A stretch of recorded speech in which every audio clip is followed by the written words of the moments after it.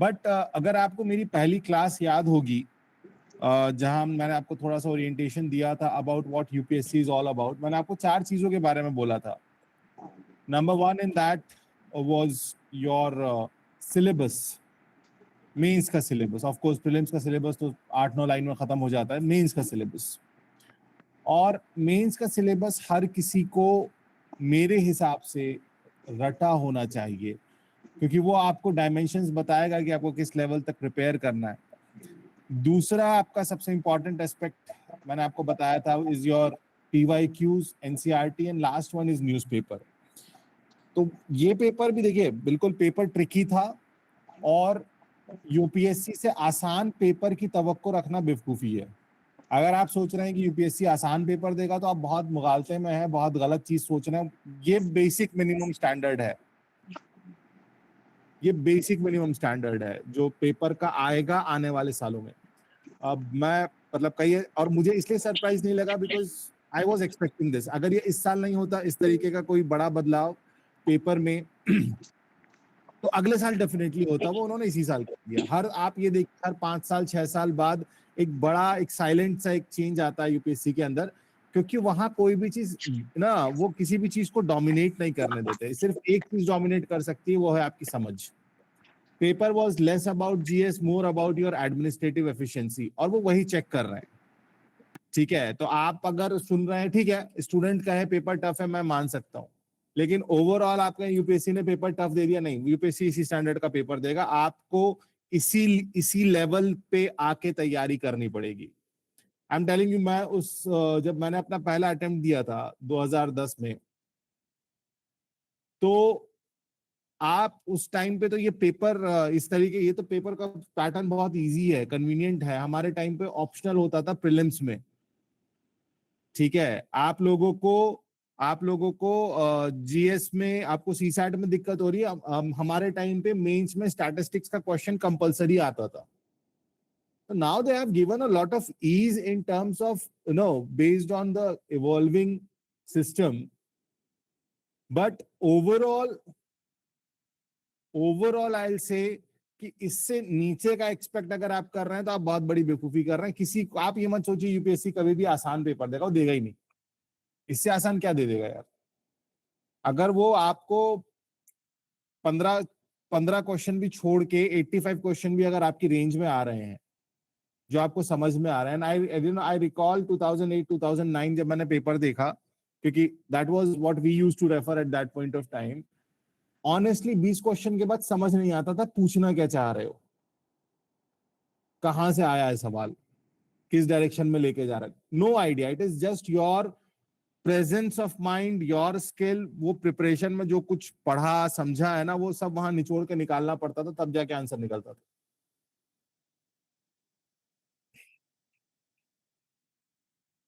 जैसे एक बार अपना फीड रिफ्रेश कर लीजिए अगर किसी को वॉइस में किसी भी चीज में इशू हो रहा है. आई रिक्वेस्ट दैट, क्योंकि मैं आज अपने एंड से मैं बता रहा हूँ आज थोड़ा सा इशू हो सकता है. I am already telling, I am facing this since morning. यहाँ पे प्रॉब्लम है. ठीक है, सो दिस इज व्हाट. और अप्रोच, अब सर अप्रोच क्या होनी चाहिए. अप्रोच अभी भी बैक टू बेसिक्स वाली अप्रोच है. मींस आप अभी भी, मैं कह रहा हूं न्यूज़पेपर रोज पढ़िए. ठीक है, आप न्यूज़पेपर का कोई रिप्लेसमेंट अगर ढूंढना चाह रहे हैं तो वो नहीं मिलेगा, वो बिल्कुल नहीं मिलेगा. आप भूल जाइए कि आपको न्यूज़पेपर का कोई रिप्लेसमेंट मिलेगा, पहला. दूसरा, I may sound harsh, I may sound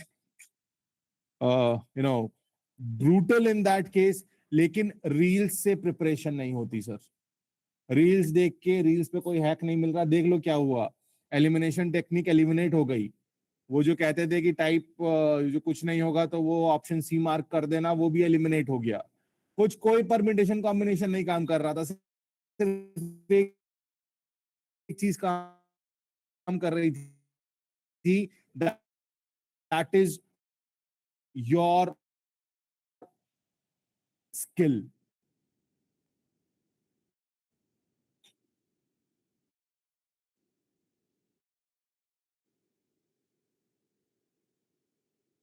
ये जो रील्स पे चलता है ना, ये वाला हैक यूपीएससी में काम आएगा, कौन सा काम आया, लेट मी नो।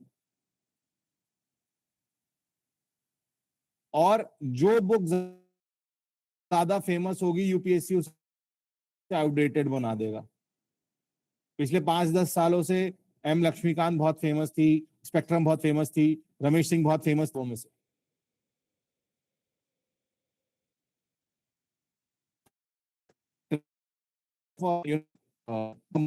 ट्रेंड नहीं होता, को पास्ता बनाना पड़ता है। This is an eye opener. No, me as a teacher, आप लोगों के लिए तो बहुत बड़ा है कि हम जो यूपीएससी को बहुत कैजुअली ले रहे थे ना, यार प्रॉब्लम करेगा ना।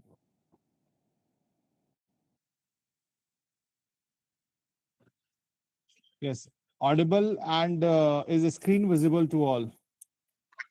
Yes, sir.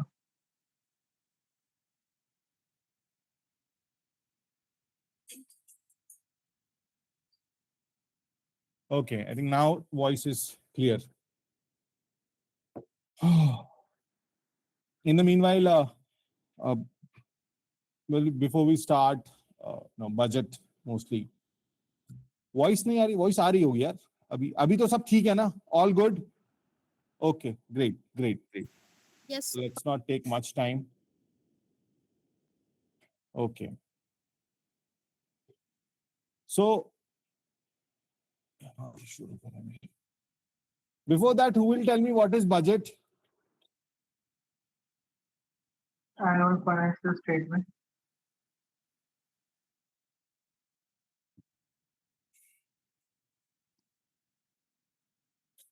बजट क्या होता है?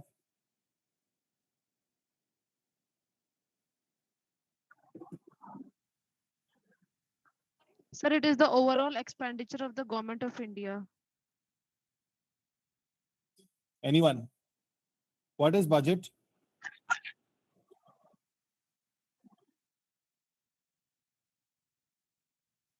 So it is about the revenue estimates and revenue receipts of government during If you fiscal year. see budget under Article 112, तो क्वेश्चंस जो आते हैं आपको, अब जो आएंगे ऑफ कोर्स, अभी आरसी के एग्जाम में तो फैक्चुअल ही आता है। सो बजट आप इतना समझ लीजिए कि it is nothing but the annual financial statement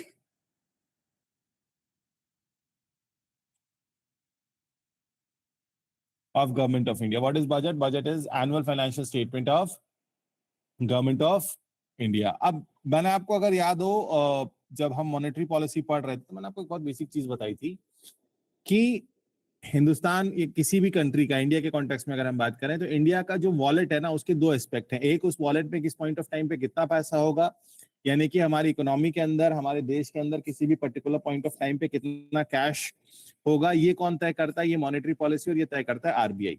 उसका दूसरा एस्पेक्ट भी है। दूसरा एस्पेक्ट क्या है?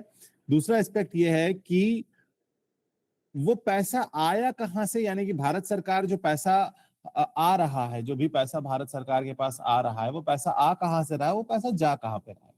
मतलब जैसे आपके पास वॉलेट है,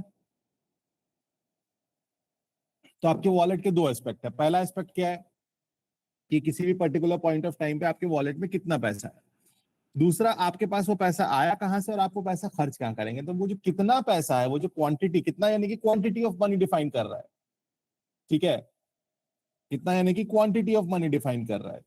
क्वांटिटी ऑफ मनी जब आप बात करते हैं तो वो हो जाती है आपकी monetary policy. Quantity of money क्या हो जाता है? क्वांटिटी ऑफ मनी हो जाती है आपकी मॉनेटरी पॉलिसी, ठीक है? ऑन द अदर साइड जब हम बात करते हैं कि भारत सरकार कितना पैसा देश में आ रहा है, कहां से भारत सरकार पैसा कमा रही है और कहां वो खर्च कर रही है, तो ये हो जाता है एनुअल फाइनेंशियल स्टेटमेंट। और ये कॉन्स्टिट्यूशनल प्रोविजन है।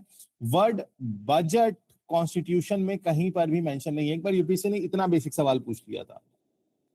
अच्छा, एक बात बताओ, एक क्वेश्चन आया था अभी इस साल प्रीलिम्स में, उत्तर प्रदेश की बॉर्डर्स को लेके, एज अ स्टेट यूपी की बॉर्डर्स को लेके कितने लोगों ने उसको सही, पहली बार में सही अटेम्प्ट कर लिया? ज्यादातर लोग यहाँ उत्तर प्रदेश से आते हैं। ज्यादातर लोग यहाँ उत्तर प्रदेश से आते हैं। कितने लोगों ने उसको सही अटेम्प्ट किया पहली बार में, दूसरी बार में नहीं?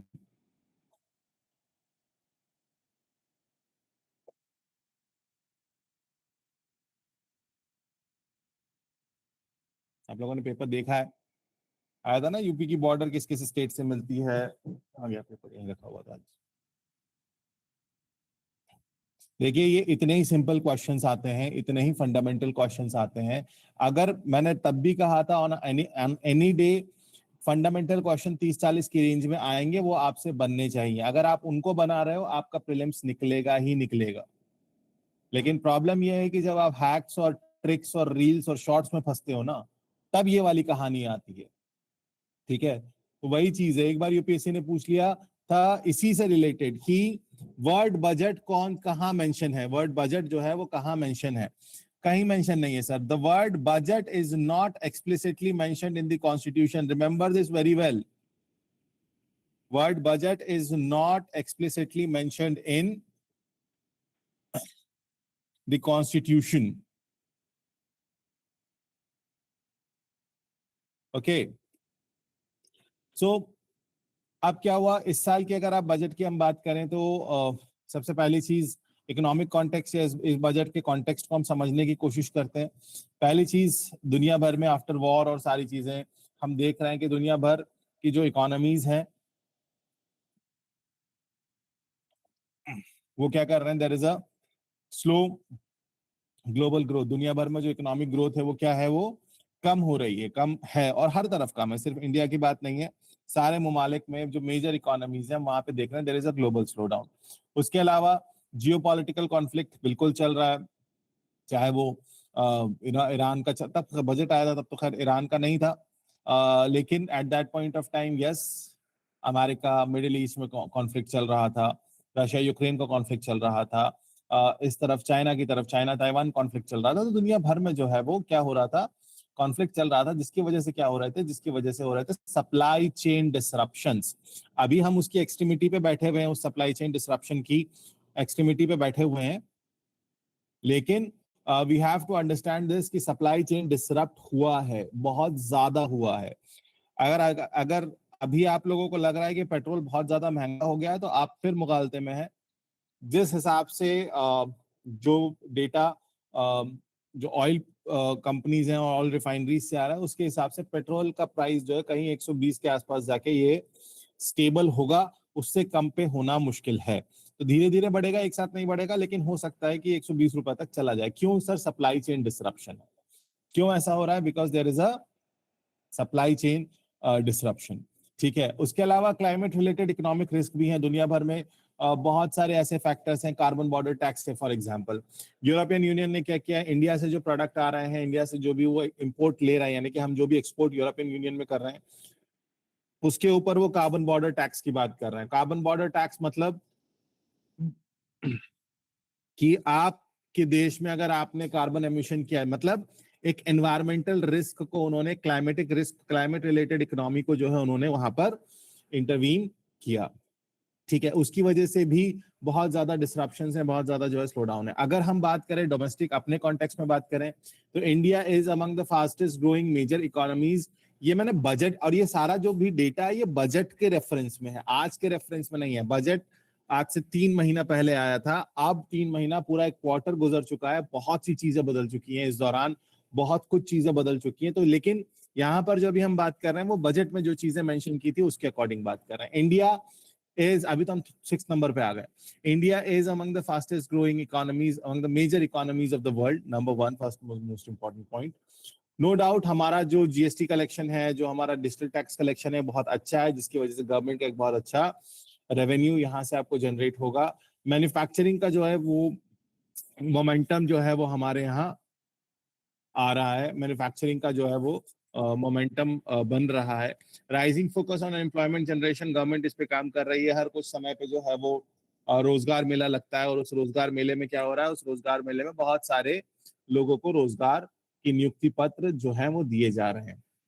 डिजिटल इकोनॉमी, बिल्कुल डिजिटल इकोनॉमी जो है वो बढ़ रही है, एक्सपैंड कर रही है। आप समझ सकते हैं on the basis of UPI transactions that you yourself are doing every day, leave imagine अगर आप रोज के 5-6 यूपीआई ट्रांजैक्शन अगर कर रहे हो, भले ही वो 20 रुपए, 25 रुपए, 100 रुपए, 200 रुपए, 500 रुपए के हैं, लेकिन आप you are the part of economy which is 140 crore average. अगर 5 यूपीआई ट्रांजैक्शन या 2 यूपीआई ट्रांजैक्शन भी होता है तो रोज के आप समझ लीजिए कि एवरेज हमारे यहाँ 200 से 250 करोड़ ट्रांजैक्शन रोज हो रहे हैं। ये नंबर बहुत बड़ा है और ये डिजिटल इकोनॉमी एक बहुत बड़ा बूस्ट है इकोनॉमी को, हमारी इकोनॉमी के लिए ये एक इम्पॉर्टेंट एस्पेक्ट है। दुनिया में कोई भी मुल्क जो है वो इसको इस तरीके से अचीव नहीं कर पाया जैसे इंडिया ने किया है, खासतौर पर जब आप डिजिटल इकोनॉमी की बात करते हैं।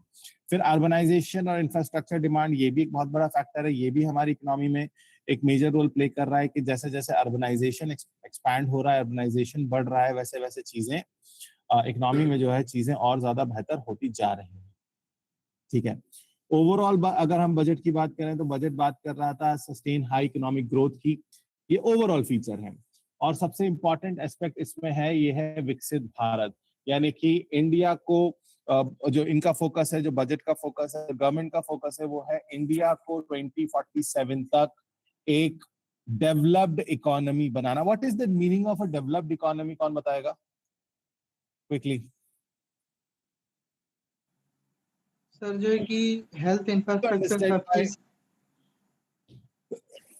What do you understand by a developed economy? Sir जब जीडीपी में सर्विस सेक्टर का कंट्रीब्यूशन ज्यादा हो जाता है तो वो डेवलप कंट्री में आता है। मतलब सिर्फ एग्रीकल्चर पर डिपेंड ना हो। So better standard of living नहीं, for आप everyone. दुनिया के जो हाई डेवलपमेंट इंडेक्स वाली कंट्रीज हैं, अगर आप उनको देखेंगे तो सेल्फ रिलायंट तो डेफिनेटली नहीं है। सर इकोनॉमिक टर्म्स की बात करें Every तो citizen world of the bank country की have a stable standard of living. World ठीक बैंक है, की डेफिनेशन what do के you हिसाब से understand by that standard of होना living? चाहिए।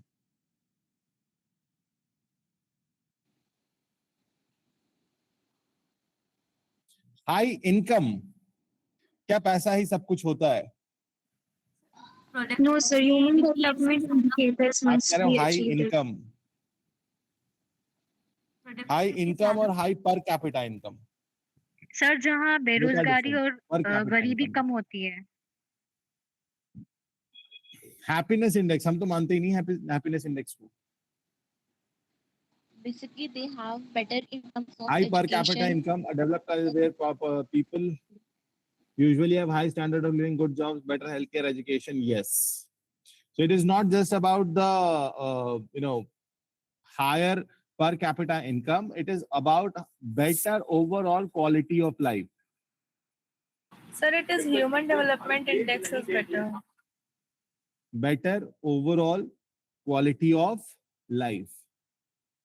ठीक है, तो हमारा टारगेट यही है।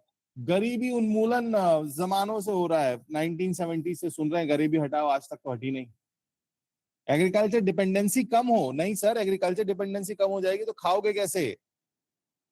आज इस पॉइंट ऑफ टाइम पर अगर आप और मैं यहाँ पढ़ रहे हैं, क्लास कर रहे हैं, एक इकोनॉमिक एक्टिविटी हो रही है, एक एक्टिविटी हो रही है, एक नॉन एग्रीकल्चरल एक्टिविटी हो रही है, और उसके होने का सिर्फ एक ही रीजन है कि हमें ये भरोसा है कि हमारा खाना जो है वो सिक्योर है। एग्रीकल्चर पे डिपेंडेंसी की बात नहीं है। हाँ, the what you want to say I believe is the contribution of agriculture in overall GDP. Yes,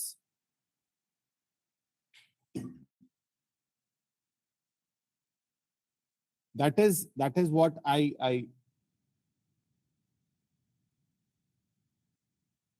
यार, तुम्हें सारे तमाशे मेरे पढ़ाने यहीं पे करने हैं यार। पानी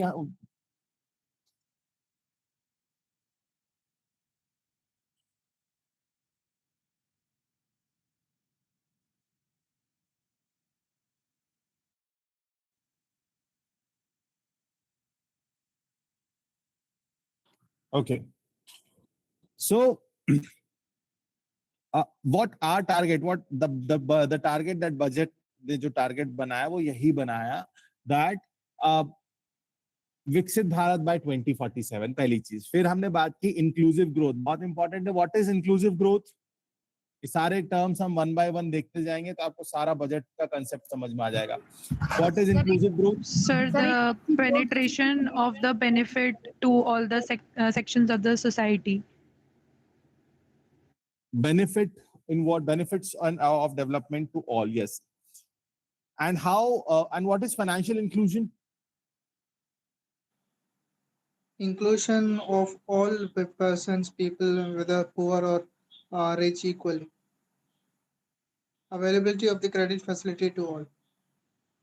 क्रेडिट फैसिलिटी नहीं, No, sir. हमारे देश में गरीब को लोन नहीं मिलता सर। हमारे देश में उसी को Sir, लोन मिलता है जिसके पास पैसा होता है। the access of financial services to everyone, Yes, to the the remote correct term areas is and not everyone. access to credit. Very good. The correct term is access of financial services, financial facilities. Okay, financial services. Credit तो बहुत selective चीज हो गई। Fine. Yes, sir. सो यहाँ पर budget जो है वो बात कर रहा है किस चीज की? बजट बात कर रहा है विकसित भारत की, यानी कि making India developed economy bye 2047। फिर बजट बात कर रहा है किसकी? बजट बात कर रहा है इंक्लूसिव ग्रोथ की, एम्प्लॉयमेंट एंड स्किलिंग की, वुमेन लेड डेवलपमेंट की, ग्रीन ग्रोथ। यू नो, इस बार एक क्वेश्चन आया था सोशल सस्टेनेबिलिटी बॉन्ड्स के ऊपर, वो यहीं से निकल के आता है। इकोनॉमी में क्वेश्चन आया था ना, सस्टेनेबिलिटी बॉन्ड क्या होते हैं, इकोनॉमिक और सोशल दोनों को जो करते हैं। सो दैट ग्रीन ग्रोथ, यानी कि ऐसी ग्रोथ जहां पर growth which is not harming the economy, growth which is not harming the economy. Then technology driven governance, e governance का कंसेप्ट बड़े जमानों से चल रहा है, बहुत सी चीजें जो है वो बहुत ज्यादा इसमें आ रही। फिर मैन्युफैक्चरिंग कॉम्पिटिटिवनेस, हमें प्रॉब्लम हमारी इस वक्त ये है, मैं आपको बहुत एक बेसिक फैक्ट बताता हूँ। टाटा कंपनी है, टाटा कंपनी को सब जानते हैं, ठीक है सर। टाटा कंपनी क्या बनाती है सर? टाटा कंपनी सुई से लेके एरोप्लेन सब बनाती है, बिल्कुल सही बात है।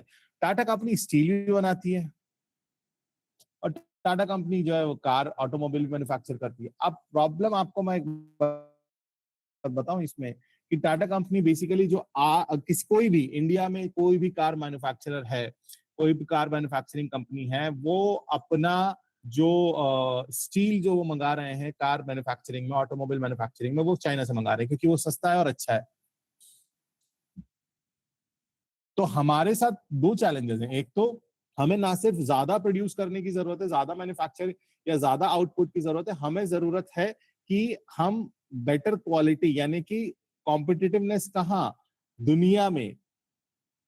कॉम्पिटिटिवनेस कहाँ? पूरी दुनिया में जो है हमारी चीजों की कॉम्पिटिटिवनेस बनी रहे, हमको उस तरीके से मैन्युफैक्चर करना है। और क्योंकि भारत की आधी से ज्यादा आबादी अब भी गांव और ग्रामीण क्षेत्रों में रह रही है, लगभग आधी आबादी जो है वो गांव में रह रही है, तो रूरल ट्रांसफॉर्मेशन एक बहुत बड़ा फैक्टर है जो कि इस बजट में जिस पे फोकस करा गया। बजट में अगर हम गवर्नमेंट की प्रायोरिटीज की बात करें तो उन्होंने कहा इंफ्रास्ट्रक्चर लेड ग्रोथ, तो railway, road, logistic, urban infrastructure, इस पे फोकस है। एम्प्लॉयमेंट और ह्यूमन कैपिटल की अगर आप बात करें तो skill India, startup, MSME ecosystem, youth employment की बात की गई बजट में। अभी हम सारी चीजों को डिटेल में देखेंगे आगे वाली स्लाइड्स में। एग्रीकल्चर एंड रूरल इकोनॉमी की अगर आप बात करें तो agri infrastructure, irrigation, rural demand support की हम बात कर रहे हैं, क्योंकि देखो एक होता है एग्रीकल्चर सेक्टर, एक होता है नॉन एग्रीकल्चरल सेक्टर, ठीक है। एग्रीकल्चर सेक्टर क्या कर रहा है? एग्रीकल्चर सेक्टर फूड कल्टीवेट कर रहा है। जैसे हम नॉन एग्रीकल्चर सेक्टर में हम क्या कर रहे हैं? हम जो है हम इन ये जो एग्रीकल्चर सेक्टर है इसके लिए हम क्या कर रहे हैं? हम गुड्स एंड सर्विसेज प्रोड्यूस कर रहे हैं, ठीक है। हम क्या कर रहे हैं? हम गुड्स एंड सर्विसेज इनके लिए कर रहे हैं। अब ये क्या कर रहे हैं? ये हमारा डिमांड साइड है, हम इनके सप्लाई साइड है। तो जब तक रूरल डिमांड नहीं होगी, ओवरऑल आप वो पुराना लॉ नहीं चल रहा ना कि the supply will create its own demand, तो वो वाली चीज तो है नहीं। तो जब तक रूरल इकोनॉमी के अंदर डिमांड नहीं आएगी, जब तक रूरल इकोनॉमी के अंदर डिमांड नहीं आएगी, यहाँ से इन चीज कितना भी मैन्युफैक्चर ये कर लें, ये चीज यहाँ पर कंज्यूम नहीं होगी। फिर बात की बजट ने किसकी? ग्रीन एंड डिजिटल इकोनॉमी की, रिन्यूएबल एनर्जी, ग्रीन हाइड्रोजन, ये एक बड़ा फेमस क्वेश्चन है, आ सकता है आने वाले टाइम पर। एआई एंड डिजिटल, ये तो आना था। इस बार एआई पे क्वेश्चन आया, बिल्कुल आया सर। एलएलएम पे क्वेश्चन आया, दूसरी चीजों पे क्वेश्चन आया। क्यों आया? क्योंकि एआई समिट कहाँ हुई? इंडिया में हुई थी एआई समिट। जब इंडिया में एआई समिट हुई थी तो Yes, एआई पे sir. क्वेश्चन आना लाजमी था। These are like सर एक before बार exam। वापस रिपीट कर दे आप, नेटवर्क जी, क्या रिपीट करना है बेटा? ये आप एआई समिट का बता रहे थे ना, एआई वो समिट वाला। का मैं बता रहा था। एआई समिट हुई थी अभी पिछले, कब हुई थी? जनवरी में हुई थी। तो जब इंडिया में एआई समिट हुई थी तो जाहिर सी बात है यूपीएससी ने उसको सवाल तो पूछना था। उन्होंने क्या पूछा? उन्होंने एलएलएम पूछा। ठीक है। अभी आप लोगों ने एक बहुत अच्छा टर्म सुना होगा, drop shipping. Drop shipping question आ गया। तो आप, और अगर इन सब चीज में मैं आपको एक बहुत बेसिक चीज बताऊं, जिन स्टूडेंट्स को मैं पढ़ा रहा था, मतलब जो इस साल के लिए आ रहे थे, मैंने उन्हें सितंबर में, लास्ट ईयर सितंबर अक्टूबर में कह दिया था कि करंट अफेयर्स पे फोकस करना शुरू कर दीजिए बहुत ज्यादा। क्योंकि जो करंट यूपीएससी चेयरमैन है ना, उन्होंने सितंबर के आसपास एक इंटरव्यू दिया था और उस इंटरव्यू में उन्होंने कहा था कि once who focuses on newspaper has a fair chance to get selected। मतलब वो खुद हिंट दे रहे हैं कि हम करंट अफेयर ज्यादा पूछेंगे। करंट अफेयर आप कहाँ से पढ़ रहे हो सर? प्लीज ये रील शॉर्ट से करंट अफेयर पढ़ना बंद करिए। अभी भी जो भी आप न्यूज़पेपर पढ़ रहे हैं, कम से कम दो न्यूज़पेपर मतलब न्यूज के लिए नहीं, 2 न्यूज़पेपर होते हैं एडिटोरियल के कॉन्टेक्स्ट में। ठीक है, तो कम से कम 2 अच्छे न्यूज़पेपर्स को फॉलो करिए। न्यूज तो आपको मिल ही रही है। उसके अलावा आप पढ़िए पीआईबी की वेबसाइट पे जाइए, देखिए, उसको सब्सक्राइब करिए वहां से। और सबसे इंपॉर्टेंट, जो कोई नहीं सुनता, मैं बता रहा हूँ, कोई नहीं सुनता। And today I was literally, in morning when, जब ये late afternoon when I got this provisional key, and I was literally, bashing some of my students क्योंकि कुछ बेवकूफियां करके आए हो। हम यहाँ इतनी मेहनत कर रहे हैं, हम बता रहे हैं कि यार ये पढ़ लो। पढ़ना तो आप लोगों ने है। रोज सुबह के टाइम एक बहुत पुराने जमाने की चीज आती है, वो है AIR news, all India radio news. आप आधे घंटे का प्रोसेस है और यूट्यूब पे आती है, कोई वीडियो नहीं होता, उसमें सिर्फ सुनना होता है। लेकिन उस न्यूज से ज्यादा इफेक्टिव न्यूज कवरेज कोई नहीं है। आप AIR 15 मिनट लगते हैं, 15 मिनट हिंदी में सुनिए, 15 मिनट अंग्रेजी में सुनिए, उसके बाद वो 15 मिनट उर्दू में या जो भी रीजनल लैंग्वेजेस हैं उसमें आती है। तो आपकी लैंग्वेज अच्छी होगी, अंग्रेजी अच्छी होगी, हिंदी अच्छी होगी, उर्दू अच्छी होगी। आप न्यूज को पढ़िए, आप PIB को देखिए। सर आप लोगों ने इन मैगजीन्स को बिल्कुल छोड़ दिया है। योजना, कुरुक्षेत्र। सर सब लोग समरी प्रोवाइड करने लग जाते हैं तो बेटा समरी फिर वही होगा ना। समरी से फिर ये पेपर में जब आएगा तो क्या होगा? ठीक है, योजना, कुरुक्षेत्र, साइंस रिपोर्ट।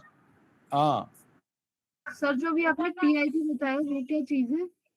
ये क्या चीज है? ये प्रेस इंफॉर्मेशन ब्यूरो। इसको आप इंटरनेट पे जाके सर्च करेंगे तो ये आपको सारी कहानी जो है आपको इसकी पता चलेगी। सारी गवर्नमेंट ऑफ इंडिया की प्रेस रिलीज यहीं से आती है। बहुत इंपॉर्टेंट है ये, इसको देखना चाहिए, इसको दिन में कम से कम एक बार विजिट करना चाहिए। Science reporter magazine, sir summary provide कर देते हैं, फिर जब पेपर ऐसा आ जाता तो फिर सर पकड़ के बैठे रहते हैं। पढ़िए, इसका कोई रिप्लेसमेंट नहीं है। इसीलिए तो ऐसा बना रहे ना कि वो चाहते हैं आप ये चीजों को पढ़ें। वर्ल्ड फोकस पढ़िए जी।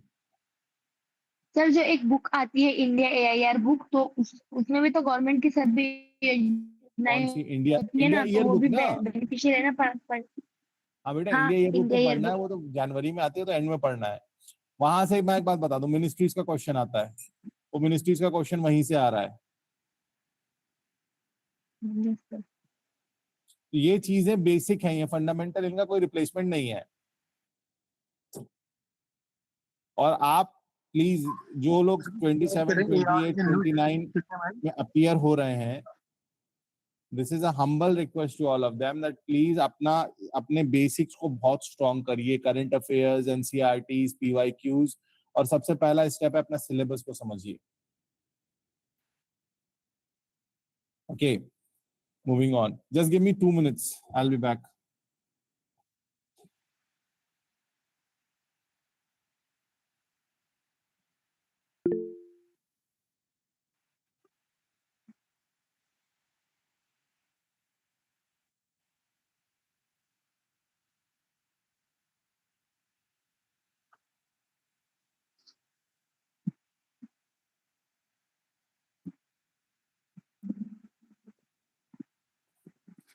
ओके, सो अब यहाँ से ये वाला जो पार्ट है, it is about sorry this is important, जो आपको डायरेक्ट क्वेश्चंस आ सकते हैं एग्जाम में, अब उसकी बात करेंगे। बजट का ओवरऑल फोकस हमने समझा।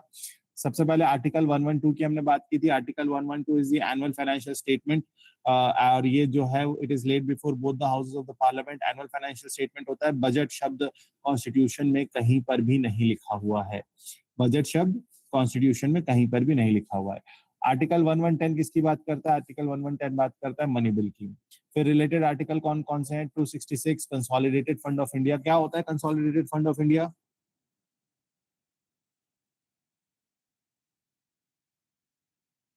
Sir, all the salaries and allowances of the constitutional post are shared from the consolidated fund of India. For this, Sir, I am asking what is consolidated fund of India? आप बता रहे हैं उसमें से क्या पैसा निकलता है?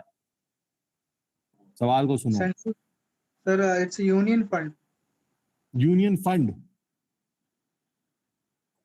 And how it is different from public accounts of India? No idea, sir. ठीक है। सो 3 अकाउंट्स होते हैं बेसिकली। कौन कौन से? Consolidated fund of India, contingency fund of India, और इसमें नहीं लिखा है sorry, and that is third one is public accounts of India. ठीक है। कंसोलिडेटेड फंड में वो पैसा आता है जिसकी मिल्कियत, जिसकी ओनरशिप गवर्नमेंट ऑफ इंडिया की है, पहली चीज। ठीक है। कौन सा पैसा आता है? जिसकी मिल्कियत, जिसकी ओनरशिप किसके पास है? जिसकी ओनरशिप गवर्नमेंट ऑफ इंडिया के पास है, यानी कि वो भारत सरकार का पैसा है। अब उसमें जितना टैक्स लिया, जितना रेवेन्यू कलेक्ट किया, जितना टोल, जो भी है, वो कहाँ आ रहा है? वो कंसोलिडेटेड फंड में से, कंसोलिडेटेड फंड में आ रहा है। सॉरी। और कंसोलिडेटेड फंड में से पैसा निकालने के लिए, इवन अगर उसमें से 1 रुपया भी निकालना है, तो सरकार को पार्लियामेंट की परमिशन की जरूरत होती है। सरकार को किस चीज की जरूरत होती है? सरकार को परमिशन की जरूरत होती है। बिना पार्लियामेंट की परमिशन से कंसोलिडेटेड फंड में से एक भी पैसा नहीं निकाला जा सकता। और ये किसमें? आर्टिकल 113, 114 में, 112 में आता है। 113 यस, एप्रोप्रिएशन बिल 112, सॉरी गलत लिखा हुआ है।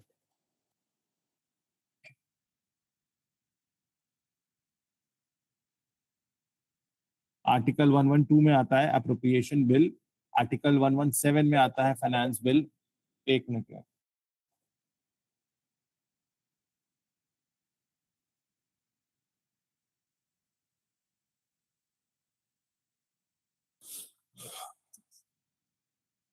यस। तो ये आर्टिकल्स हैं। फिर अच्छा हाँ, I was talking about consolidated fund of India. तो कंसोलिडेटेड फंड ऑफ इंडिया में वो पैसा आता है जो भारत सरकार का। कंटिजेंसी क्या है? कंटिजेंसी इमरजेंसी है, मींस ये तब यूज होता है जब कोई अनफोर्सिन पब्लिक एक्सपेंडिचर है, यानी कि जब पार्लियामेंट सेशन में नहीं है और पैसे की जरूरत है, तो पैसा कहाँ से, इमरजेंसी में कहाँ से निकाला जा सकता है?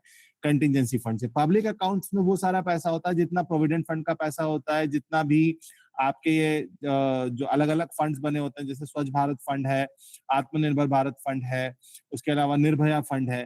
तो अगर कोई सेपरेट फंड बनाया जा रहा है, तो वो पैसा भी कहाँ से कहाँ डिपॉजिट होगा? वो पैसा पब्लिक अकाउंट्स में होगा। मतलब पब्लिक अकाउंट में जो पैसा है, भारत सरकार उसे यूज तो कर सकती है, लेकिन वो पैसा भारत सरकार का नहीं होता, वो उसकी मिल्कियत नहीं होती, वो उसकी ओनरशिप नहीं होती। ठीक है। तो प्रोविडेंट फंड का जो पैसा जमा होता है, एनपीए, आपके जो पेंशन फंड्स के जो पैसे जमा होते हैं, उसके अलावा जो भी आपके पोस्ट ऑफिस में जो भी डिपॉजिट है, सारा कहाँ होता है? पब्लिक अकाउंट्स में होता है। ठीक है। आर्टिकल 280 फाइनेंस कमीशन है, 275 ग्रांट। तो ये सारे आर्टिकल्स हैं, ये इंपॉर्टेंट है। इन सब में जो इम्पोर्टेंट, अगर हम बात करें स्टेजेस ऑफ बजट प्रिपरेशन की, तो सबसे पहले क्या होता है? बजट प्रिपरेशन होता है basically.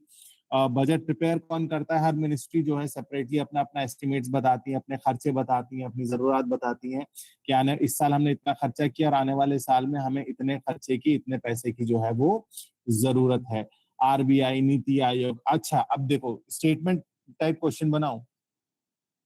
In the process, so consider the following statements related to budget. Statement 1. The term budget is explicitly mentioned under Article 112. The budget is presented under Article 112. So एक statement होगा. दूसरा, the ministries cannot make any kind of consultation to RBI or Niti Aayog. ठीक. The ministries, respective ministries will submit their estimates and demands before 31st January of the financial year. अब बताइए, इस तरीके से यहीं से बेसिक चीजों से सवाल उठते हैं. यहीं से यूपीएससी कहीं सवाल जो है ना वो जनरेट नहीं कर रहा है. कुछ चीजें इस बार ठीक है डिफिकल्ट थी, लेकिन उसका मतलब ये नहीं कि हम उससे हताश होकर बैठ जाए. हम अपनी प्रिपरेशन को और ज्यादा एनहांस करेंगे. तो क्या होता है, बजट प्रिपेयर हो जाता है. बजट प्रिपेयर होने के बाद जो बजट होता है under article 112 financial annual financial statement क्या होता है, वो लोकसभा में इन जनरल प्रेजेंट होता है और माना यह जाता है कि at the same time budget जो है राज्यसभा में भी प्रेजेंट हो गया है. उसके बाद क्या होता है, यहाँ पर बजट के ऊपर जनरल डिस्कशन होता है. आम जो है चर्चा होती है बजट के ऊपर लोकसभा और राज्यसभा में, लेकिन यहाँ पर किसी तरीके की वोटिंग नहीं होती. ये देखो एक और चीज आ गई इंपॉर्टेंट. ये देखो क्यों अंडरलाइन कर रहा हूँ, क्योंकि यही स्टेटमेंट्स बन के आते हैं एग्जाम में और आप लोग ट्रैप हो जाते हैं. यही चीजें स्टेटमेंट बन के आती हैं और आप लोग ट्रैप हो जाते हैं. फिर क्या होता है, फिर जनरल डिस्कशन के बाद अब लोकसभा हर किसी को डिस्कस नहीं करेगी. लोकसभा के अंदर आपने बहुत सारी, जब आपने पॉलिटी में पढ़ा होगा तो बहुत सारी पार्लियामेंट्री कमिटीज होती है. पार्लियामेंट्री कमिटीज स्टैंडिंग कमिटीज होती हैं, एडहॉक कमिटीज होती हैं. तो ये हर जैसे मिनिस्ट्री की एग्रीकल्चर की कमेटी होगी, डिफेंस की कमेटी होगी, स्पोर्ट्स की कमेटी होगी, एजुकेशन की कमेटी होगी. तो ऐसे अलग अलग कमिटीज हैं. तो जैसी जिस डिपार्टमेंट की रिक्वायरमेंट होती है उस डिपार्टमेंट के जो भी होता है वो उस कमेटी के पास भेज दिया जाता है. तो वो क्या करेंगे, वो डिपार्टमेंट वाइज स्क्रूटनी करते हैं कि कौन सा जो है वो, क्या आप ये डिमांड क्यों कर रहे हैं, क्यों आपको ये पैसा चाहिए. सारी चीजें वो कमिटीज जो है वो पार्लियामेंट्री कमिटीज मिनिस्ट्री से पूछती है. उसके बाद क्या होता है, उसके बाद आता है कट मोशन. Very important. 3 तरीके के कट मोशन लगते हैं. मान लीजिए किसी पर्टिकुलर मिनिस्ट्री ने डिमांड किया क्या, ₹1000 करोड़. ठीक है, उन्होंने कहा कि हमें जो है एक नया प्रोजेक्ट बनाना है इस अगले साल में और हमें उसके लिए 1000 करोड़ रुपए की जरूरत है. अब क्या हुआ, जब ये vote on demand for grants हुआ, मतलब ये सारा स्क्रूटनी वगैरह होने के बाद ये कहाँ डिस्कस हो रहा था, पार्लियामेंट में डिस्कस हो रहा था. तो विपक्ष में किसी ने भी इस पे क्या कर दिया, पॉलिसी कट. पॉलिसी कट यानी कि इस पूरे को रिड्यूस, उन्होंने कहा इस 1000 करोड़ नहीं, हम इसमें सिर्फ ₹1 देंगे. मतलब हम इस पॉलिसी को स्क्रैप कर रहे हैं, इस पॉलिसी को खत्म कर रहे हैं. अगर इस पॉलिसी कट, इकोनॉमिक कट में कोई भी अमाउंट से कम किया जा सकता है कि नहीं 1000 करोड़ ज्यादा है, 800 करोड़ में, 500 करोड़ में, 600 करोड़ में कम कराए. टोकन कट ₹100 से कम किया जाता है, यानी कि वो कहेंगे जितना भी डिमांड है उसमें से ₹100 कम कर दो. सिर्फ ये दिखाने के लिए हम पॉलिसी को कैंसिल नहीं कर रहे हैं, लेकिन ये दिखाने के लिए कि हम इसके अगेंस्ट में. 3 तरीके के कट मोशंस यहाँ पर होते हैं. और अगर, वेरी इंपॉर्टेंट पार्ट, और अगर कोई भी कट मोशन पास हो जाता है तो सरकार को रिजाइन करना पड़ता है. मतलब सरकार, अगर कोई भी कट मोशन पास हो जाता है इसका मतलब ये है कि संसद में, लोकसभा में सरकार का बहुमत नहीं है, क्योंकि सरकार की ही दी हुई चीज, सरकार की ही प्रपोज की हुई चीज, मिनिस्ट्री की प्रपोज की हुई चीज ही अगर गिर गई मतलब सरकार को समर्थन हासिल नहीं है. Hence they should resign. फिर क्या होगा, फिर हर जो भी डिमांड आई है, हर vote for demand for grants, यानी कि हर डिमांड के ऊपर क्या होगा, हर डिमांड के ऊपर वोट होगा. हर डिमांड के ऊपर क्या होगा, हर डिमांड के ऊपर वोट होगा. पास हो जाएगा, एक्सपेंडिचर चला जाएगा, एप्रोप्रिएशन बिल पास होगा, फिर फाइनेंस बिल पास होगा. ठीक है, ये सारा प्रोसेस जो है वो होता है. इंपॉर्टेंट यहाँ पर एक और है which is article 110 and that is money bill. Money bill क्या होता है? Yes, please. Sir, in token cut, I have a confusion that whether the amount 100 rupees is at least 100 rupees is cut or maximum 100 rupees is cut.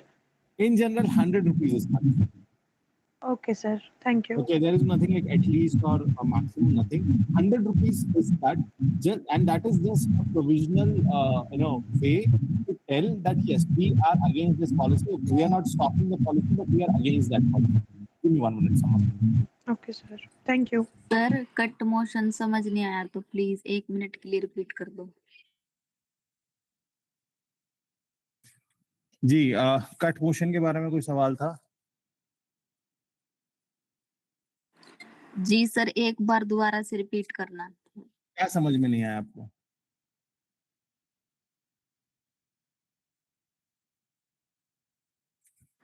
Sir इसमें token cut कैसे और क्या होता है?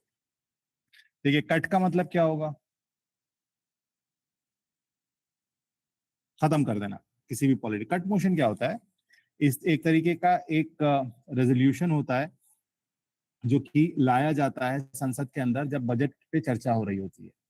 इसमें पॉलिसी कट यदि आता है, पॉलिसी कट का मतलब होता है कि हमें ये जो आपने खर्चा मांगा है, मान लीजिए 1000 करोड़ रुपए का खर्चा किसी भी पर्टिकुलर प्रोविजन के लिए मांगा गया है, तो 1000 करोड़ हम नहीं दे सकते। हम संसद, क्योंकि संसद का अप्रूवल जरूरी है ना, बगैर उसके तो पैसा निकल ही नहीं सकता, 1 रुपया नहीं निकल सकता। तो उन्होंने कहा ये सब नहीं चलेगा, हम नहीं। तो ये क्या होता है, उस पॉलिसी को ही खत्म कर देना। वो कहते हैं कि हम इसको 1 रुपया देंगे इसमें, मतलब उसमें कोई पैसा नहीं मिलेगा।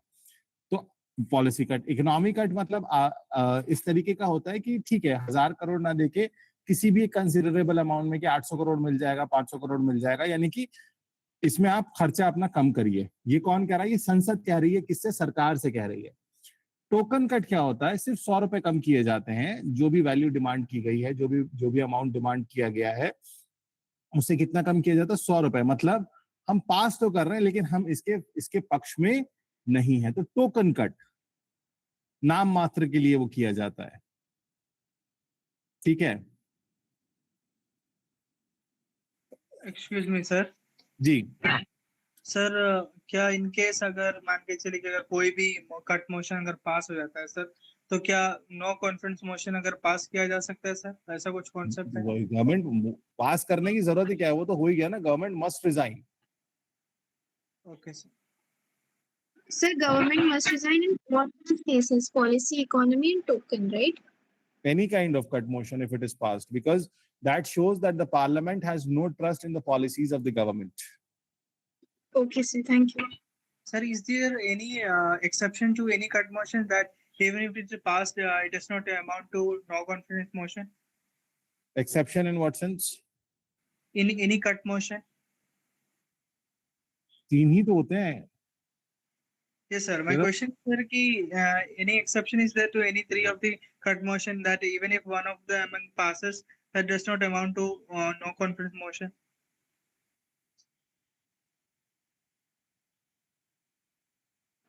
So basically, I think any Yes, exception that the government should not resign. Yes. Acha. See, fundamentally the government has to resign. Okay. Magar in case, what you're asking, if there is any if there's a question of parliamentary privilege, or if such kind of cut motion can lead to the censure of the government, yes, it leads to the censure of the government. Because basically what cut motions are, what is the purpose of the cut motion? Cut motion is an expression of disapproval. Yes, sir. And members are expressing. So if cut motion is being, of course, the member of opposition will definitely initiate some sort of cut motion, but if they are not passed in general. Okay. And what is that? This is basically the accountability. Okay. So what happens? First of all, uske liye when I need to admit any resolution as a cut motion, there are many terms and conditions which are to be So defeat of a demand through any of the cut motion is treated as a loss of confidence. In that scenario, the government has to resign. Okay, sir, I got it. Okay, means this is more or less, in simple terms, this is more or less equivalent to a no confidence motion. Okay. Talking about Article 1110, very important article है. Article 110 बताता है क्या sir कि money bill है. Article 110 क्या कहता है? ये बताता है कि मनी बिल है और इसमें सबसे ज्यादा पावर जो है वो किसके पास है? वो सबसे ज्यादा पावर जो है वो लोकसभा स्पीकर के पास है। मींस इसमें स्पीकर ने जो भी सर्टिफाई कर दिया कि ये चीज मनी बिल है तो वो उस पर कोई चैलेंज नहीं, वो फाइनल है। पहली चीज, money bill can be introduce, इसमें कंडीशंस याद रखिएगा, money bill can be introduced in Lok Sabha only, ठीक है? पहली चीज, वो राज्यसभा में नहीं होगा, वो लोकसभा में आएगा और उसके बाद लोकसभा में उस पर डिस्कशन होगा, उस पर वोट होगा, अगर वो बिल पास हो जाएगा तो वो राज्यसभा में जाएगा। अब राज्यसभा के पास 3 ऑप्शन है, या तो वो उस पर चर्चा करे और उसे रिजेक्ट कर दे, या वो उस पर चर्चा करे और उसे वो कुछ अमेंडमेंट के साथ वापस लोकसभा भेज दे, या वो उस पर चर्चा ही ना करे 14 दिन तक। तो पहली चीज, अगर 14 डेज तक, 14 दिन तक राज्यसभा में उस पर किसी तरीके का कोई एक्शन नहीं लिया जाता है उस मनी बिल पे, तो ये मान लिया जाता है कि मनी बिल पास हो गया है, पहला। दूसरा कंडीशन क्या थी कि राज्यसभा उस पर चर्चा करे, उस पर डिस्कशन करे और राज्यसभा उसको रिजेक्ट कर दे, उस बिल को पास ना करे, तब भी माना जाएगा that the bill is passed.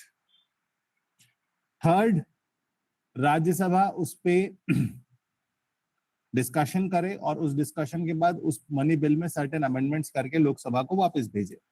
अगर लोकसभा को वापस भेजने का मतलब है, अगर लोकसभा ने वो अमेंडमेंट्स या जो सजेशंस राज्यसभा ने दिए थे वो मान लिए, तो मनी बिल पास हो जाएगा।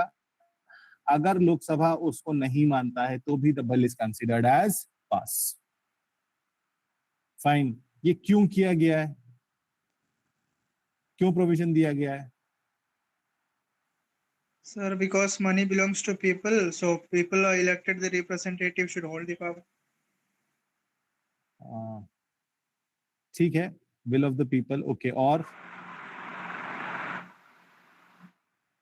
सर राज्यसभा में जो लोग आते हैं वो इनडायरेक्ट इलेक्ट होके आते हैं, लोकसभा ठीक में है। डायरेक्ट इलेक्शन के थ्रू आते हैं, इसलिए। तो इससे क्या साबित हो रहा है? To prevent delay.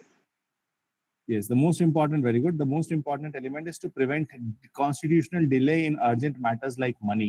Finance matters में, money matters में अगर कोई भी चीज जो है वो लोकसभा राज्यसभा के बीच टेनिस बॉल की तरह इधर उधर होती रहेगी, एक कोर्ट से दूसरे कोर्ट होती रहेगी, तो उसके ऊपर किसी तरीके का कोई डिसीजन या कोई एक्शन नहीं लिया जाएगा, which can cause huge harm to the the overall economy, government system, कुछ भी कह लीजिए आप, ठीक है? सो इसमें आपको क्या क्या इंपॉर्टेंट बजट को ध्यान रखना है, which is your annual financial statement. Demand for grants means, demand for grants का क्या मतलब होता है? Detail ministry wise expenditure proposal होते हैं। फिर फाइनेंस बिल क्या होता है? Legislative proposal on taxation and related matters. Appropriation bill, तो पहले क्या होगा, आप मान लो बजट डिस्कस हो गया, फिर सारी चीजें vote on demand for grants हो चुका है, तो अब क्या होगा? अब एप्रोप्रिएशन बिल पास होगा। एप्रोप्रिएशन बिल पास होगा, यानी कि एप्रोप्रिएशन बिल का मतलब है, बेसिकली एप्रोप्रिएशन बिल का मतलब होता है permission of the parliament to withdraw from the consolidated fund of India, permission from the parliament to withdraw from the consolidated fund of India, ठीक है? कंसोलिडेटेड फंड ऑफ इंडिया से withdraw करने की permission, लेकिन फिर पार्लियामेंट बोलेगा sir consolidated fund से withdraw तो कर रहे हो, लेकिन इसमें पैसा आएगा कहां से? तो बोलेंगे सर फाइनेंस बिल से। फाइनेंस बिल क्या है?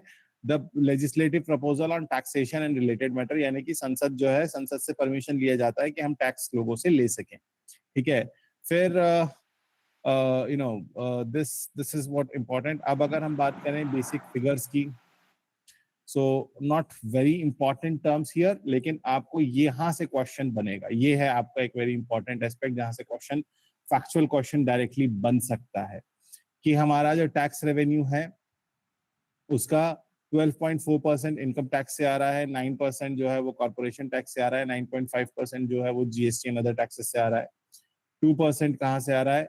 2% यूनियन एक्साइज से आ रहा है, फिर कस्टम से 5% आ रहा है। यानी कि कई बार यूपीएससी में इस तरीके का क्वेश्चन आ सकता है सॉरी, जहां पर इस तरीके से पूछा जा सकता है कि, और ये आई थिंक पहले 1-2 बार आ भी चुका है कि किस टैक्स से कितना परसेंट जो है वो रेवेन्यू या रेवेन्यू रिसीट जो है वो कहाँ से कितना आ रहा है। उसके अलावा जो नॉन टैक्स रेवेन्यू है, नॉन टैक्स रेवेन्यू में इंटरेस्ट रिसीट सबसे ज्यादा है, फिर dividend and profit, fee and user charges, external grant, लेकिन यहाँ पर सबसे ज्यादा कहाँ से आ रहा है? इंटरेस्ट रिसीट से, यानी कि जो हमने लोन दे रखा है बाहर, उससे सबसे ज्यादा हमें पैसा आ रहा है। ठीक है। देन अनदर इम्पॉर्टेंट एजम्पशन जो अभी आने वाले साल को ये आपको हो सकता है, अब देखो ये जब बजट आया था तो क्रूड ऑयल का प्राइस कितना था? $68 पर बैरल, और एक्सचेंज रेट कितना था? ना 87। अभी एक्सचेंज रेट कितना है? 96 I believe. Yes, Around near about 97. 96 भी पार हो गया, 97 के अराउंड है। और कच्चे तेल का इंडियन जो क्रूड ऑयल है उसका क्या रेट है? Sir, I think $116. Near about $100, near about $100 जो है उसका चल रहा है। ठीक है। अब आप ये सोचिए ना, बजट आया था और अब हम 3-4 महीने बाद बजट को डिस्कस कर रहे हैं, कितना डिफरेंस आ चुका है। इन्फ्लेशन, ये सारी चीजें जो है, प्रोजेक्टेड ग्रोथ जो है सारी बदल चुकी हैं, लेकिन बिकॉज बजट में ये लिखा है तो हमें ये समझना जरूरी होगा। ठीक है। की ट्रेंड्स इन रिसीट्स की strong tax growth driven by buoyant economy. छोड़ दो। What is the difference between direct tax and indirect tax? Sir direct tax income पे होता है, इनडायरेक्ट टैक्स कंजम्पशन पे होता है, Like GST. ठीक है, very good. Direct sir direct tax जिन पर टैक्स लगाया जाता है वही टैक्स देते हैं, और इनडायरेक्ट टैक्स जो जिन पर लगाया जाता है बट वो नहीं देते हैं, जैसे कि जीएसटी लगाया, प्रोडक्ट जो लेते हैं उन पर लगाया जाता है बट कंज्यूमर देते हैं उसको। ठीक है, वो इनकम कंजम्पशन वाला भी ठीक है, काफी हद तक मान लेंगे एक जनरल डेफिनेशन, लेकिन अगर आप आइडियली डेफिनेशन की बात करें तो डायरेक्ट टैक्स बेसिकली जहां इम्पैक्ट ऑफ टैक्स और इंसिडेंस ऑफ टैक्स एक ही जगह होता है, हम उसे डायरेक्ट टैक्स कहते हैं, और जहां इम्पैक्ट ऑफ टैक्स और इंसिडेंस ऑफ टैक्स जो है वो अलग अलग होता है, हम उसे इनडायरेक्ट टैक्स कहते हैं। ठीक है। तो जैसे इनकम टैक्स हो गया, कॉर्पोरेशन टैक्स हो गया, ये क्या हो गया? ये आपका डायरेक्ट टैक्स हो गया। जीएसटी हो गया, एक्साइज हो गया, कस्टम्स हो गया, ये क्या हो गया? आपका इनडायरेक्ट टैक्स हो गया। ठीक है। अभी भी डायरेक्ट टैक्स का शेयर इनडायरेक्ट टैक्सेस से ज्यादा है। अभी भी क्या है हमारी इकोनॉमी के अंदर, क्या सिस्टम है या क्या वेटेज है कि जो डायरेक्ट टैक्सेस हैं वो क्या है? वो ज्यादा है, और इनडायरेक्ट टैक्सेस का शेयर जो है वो कम है in the total tax receipts. Fine. फिर क्या है? फिर एक्सपेंडिचर की अगर हम बात करें, एक्सपेंडिचर की अगर हम बात करें तो leave this total expenditure, revenue expenditure, capital expenditure. ठीक है। टोटल भारत सरकार का खर्चा कितना है? 50 lakh crore rupees. Please mute कर लेंगे।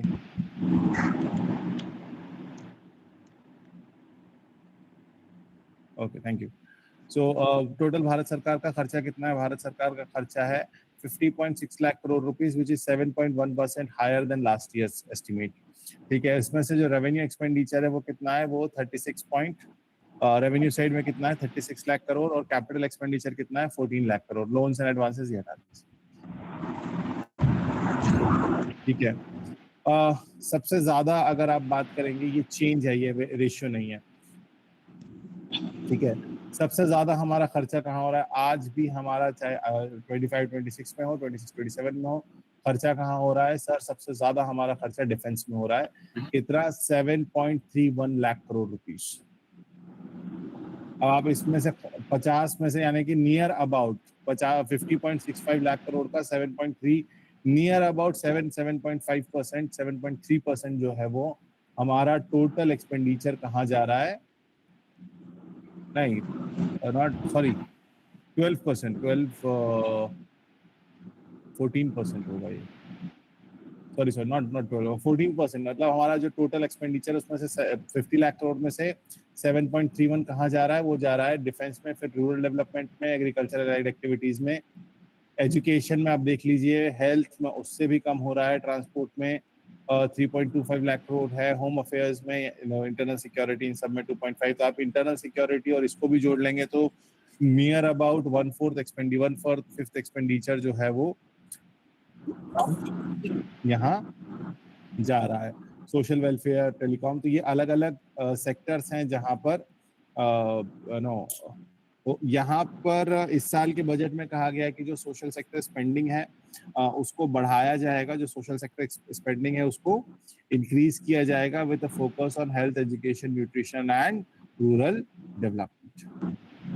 Fine, so this is one of the key highlights. इसमें अगर आप एक्सपेंडिचर की ठीक है, आपको हाँ ये वाला याद रखना है। इसमें से अगर क्वेश्चन यहाँ से कुछ बनेगा ना तो ये डीबीटी से बनेगा, डायरेक्ट बेनिफिट ट्रांसफर से, that is direct benefit transfer and jam Trinity. और ये जो है ये सारी जो है ये वाली जो पार्ट है, इंफ्रास्ट्रक्चर के लिए कौन कौन सी मेजर स्कीम है, पीएम गति शक्ति, भारतमाला, सागरमाला, उड़ान, rail network expansion, metro projects हैं। एग्रीकल्चर रिलेटेड स्कीम्स कौन कौन सी हैं, पीएम किसान, पीएम फसल बीमा योजना, agriculture infrastructure development fund, irrigation and watershed development. Social sector में आयुष्मान भारत, पोषण, समग्र शिक्षा, पीएम आवास योजना, ग्रामीण अर्बन अलग अलग है, पोषण 2.0 है, पीएम स्वनिधि है। एम्प्लॉयमेंट स्किलिंग की आप बात करेंगे तो पीएम विश्वकर्मा है, skill India mission, startup India, मुद्रा लोन, एनपीएस, वत्सल्य। तो ये सारी जो स्कीम्स है ये इम्पॉर्टेंट है, एग्जाम में इस तरीके की स्कीम्स आ सकती हैं। स्कीम्स के लिए मैं आपको एक बहुत शॉर्टकट तो नहीं कहूँगा, मेहनत लगेगी बनाने में, लेकिन स्कीम्स को आप इस तरीके से अगर मुझे पहले नहीं बनाया होगा तो अभी इसको समझ लीजिए। हमने जितनी स्कीम लिखी आप उस स्कीम को लिखेंगे, ठीक है। उसके बाद लिखेंगे स्टार्ट ईयर, ठीक है। उसके बाद आप लिखेंगे कंसर्न मिनिस्ट्री, कौन सी मिनिस्ट्री है, किस मिनिस्ट्री के अंदर आ रहा है, कौन सा डिपार्टमेंट है, सारी चीजें लिखेंगे। फिर उसका फंडिंग स्टेटस क्या होगा, सेंट्रल सेक्टर स्कीम है, कोर सेक्टर स्कीम है, सेंट्रल स्पॉन्सर्ड स्कीम है, तो सेंट्रल सेक्टर स्कीम है तो कितना परसेंट सेंटर का है, कितना परसेंट स्टेट का है। को सेंट्रली आपका कोर सेक्टर स्कीम है तो किस तरीके से funding ratio between centre and state क्या है। और अगर फंडिंग में कोई बाहर वाली जैसे वर्ल्ड बैंक या आईएमएफ या कोई ऐसी एडीबी हो गया, एनडीबी हो गया, कोई इस तरीके का ऑर्गेनाइजेशन उसमें इन्वॉल्व है, तो फिर उसी स्कीम का एलिजिबिलिटी क्राइटेरिया कि 18 साल की उम्र होनी चाहिए, भारत का नागरिक होना चाहिए, जो भी इस तरीके की एलिजिबिलिटी क्राइटेरिया होती है, बैंक अकाउंट नहीं होना चाहिए, गरीबी रेखा से नीचे होना चाहिए। तो इस तरीके की हर स्कीम के जो बेनिफिशियरी होता है ना उसके लिए क्या होती है, उसके लिए कुछ एलिजिबिलिटी क्राइटेरिया एग्जिस्ट करते हैं। एलिजिबिलिटी क्राइटेरिया, फिर टारगेट, इस स्कीम से अचीव करना क्या है, सस्टेनेबिलिटी अचीव करना है, हेल्थ अचीव करना है, न्यूट्रिशन अचीव करना है, तो हर स्कीम का एक टारगेट होता है, तो आप उस टारगेट को लिखेंगे। और लास्ट में आप इसमें इंक्लूड कर लेंगे SDG, that is sustainable development goal. तो 1 से लेके 17 तक अलग अलग सस्टेनेबल डेवलपमेंट गोल हैं, आपने सिर्फ उसका नंबर यहाँ पे लिख देना है। हो सकता है एक स्कीम एक से ज्यादा एसडीजी को टारगेट कर रही हो, एक स्कीम एक से ज्यादा सस्टेनेबल डेवलपमेंट गोल्स को टारगेट कर रही हो, ठीक है। ओके, ये आपको सारी स्कीम्स का बनाना है, शॉर्टकट कुछ नहीं है, सिर्फ तरीका है। जो अप्लाई कर लेगा उसके जिंदगी में जो है ना, फिर 1-2 साल बाद थैंक यू बोल रहे हो कि सर आपके इस बार this I can say with proof. जनवरी में I started working on a book PT 500, 500 MCQs का क्वेश्चन बैंक बनाने की शुरुआत करी, वो बन गया मार्च आते आते, थोड़ा सा डिले हुआ इस बार, बट देन ऑल्सो उस 500 क्वेश्चन में से इकोनॉमी में हमारे वैसे इस बार क्वेश्चन 14-15 ही आए, 7 क्वेश्चन उन 500 क्वेश्चन में से आए। मेहनत लगती है, एफर्ट लगता है, आई एम टेलिंग यू, लेकिन चीजें होंगी इसकी गारंटी है।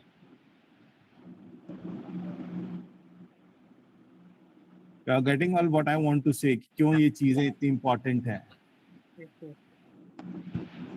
500 क्वेश्चन सॉल्व करने में कितना टाइम लगा होगा, लेकिन आप ये सोचो ना, जिन बच्चों ने मुझे, अच्छा ये मैंने भी खुद बात, जब 3-4 स्टूडेंट्स का 5 स्टूडेंट्स का मैसेज आना शुरू हुआ, सर ये वाला क्वेश्चन वहां से आया, हमने सॉल्व किया था, तब मैंने उस पर पूरा रिसर्च करना शुरू किया कि कौन कौन सा क्वेश्चन आया है। 7 क्वेश्चन में से 4 क्वेश्चन जो है वो डायरेक्ट है, 3 क्वेश्चन जो है वो ओवरलैपिंग है, मतलब 2-3 क्वेश्चन का ब्लेंड है। इस तरीके से वो आया है कि 2-3 क्वेश्चन में से एक क्वेश्चन निकला है। तो there must be something I am doing, इसलिए मैंने कहा ना स्टार्टिंग में, मुझे सारे टीचर या जो भी कह रहा होगा कि टफ है, स्टूडेंट का ही टफ है, मुझे नहीं लग रहा है टफ है यार। अब बेसिक में आप यूपीएससी से इजी एक्सपेक्ट करो ही मत, टफ इसलिए क्योंकि जवाब नहीं मिल रहा है, कहाँ जवाब का सोर्स नहीं मिल रहा है। जवाब का सोर्स लक्ष्मीकांत और स्पेक्ट्रम बना हुआ था, इसलिए नहीं मिल रहा है। एनसीईआरटीज पढ़ी होती, स्टैंडर्ड बुक्स पढ़ी होती तो मिल जाता जवाब।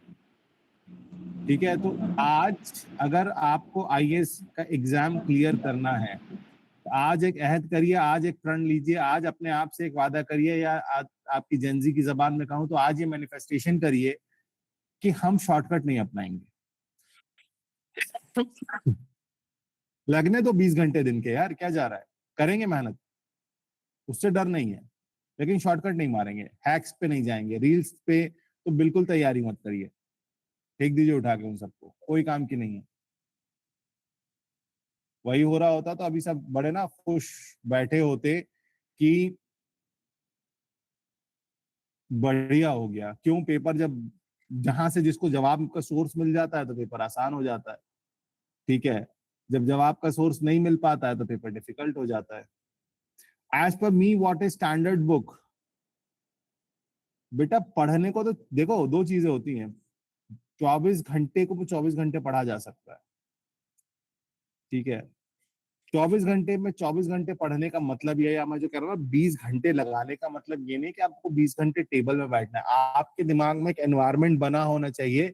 फॉर एग्जाम्पल अब जैसे सीसैट है, अब आप मेट्रो में ट्रैवल कर रहे हो, ठीक है, अब आप मेट्रो में ट्रैवल कर रहे हो, आप पढ़ना चाहो पढ़ो, मत पढ़ना चाहो मत पढ़ो, लेकिन आपने देखा आपकी मेट्रो आ रही थी, मेट्रो का नंबर था 8045। लेट्स से मेट्रो के अगर आते हुए देखोगे तो वो फ्रंट में नंबर डिस्प्ले हो रहा होता है उस मेट्रो का। यार आपने 15 मिनट 20 मिनट की जर्नी उस 8045 से खेलना शुरू कर दिया, 8 into 4 into 5 क्विक। ठीक है, अच्छा ये किसका सम है, ये किससे डिविजिबल है, इनका आपस में सम क्या होगा। Just start doing this. मैं जब कह रहा हूँ कि 20 घंटे 16 घंटे पढ़ना, इसका मतलब ये नहीं किताब लेके बैठना है, नहीं। आपके दिमाग में एक माहौल होना चाहिए जो हर वक्त, I'll tell you one example, मतलब तुम लोग इन द सेंस कितने सालों से पढ़ाते पढ़ाते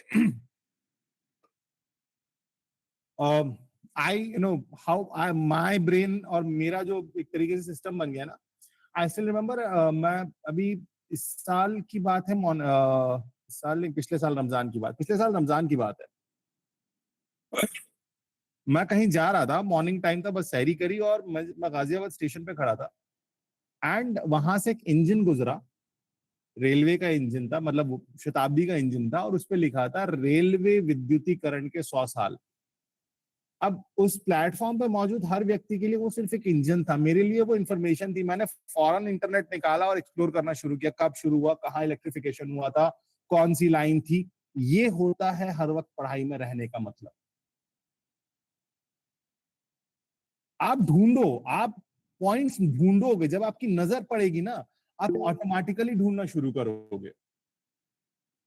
बी दैट क्यूरियस क्रिएचर जिसको हर सवाल का जवाब चाहिए। छोटा बच्चा होता है ना, अभी मेरा बच्चा वो आज क्या कौन सी क्लास ले रहे हैं, क्योंकि बहुत दिन बाद ये वाली क्लास हो रही है, आप कौन सी क्लास ले रहे हैं, क्या पढ़ाएंगे?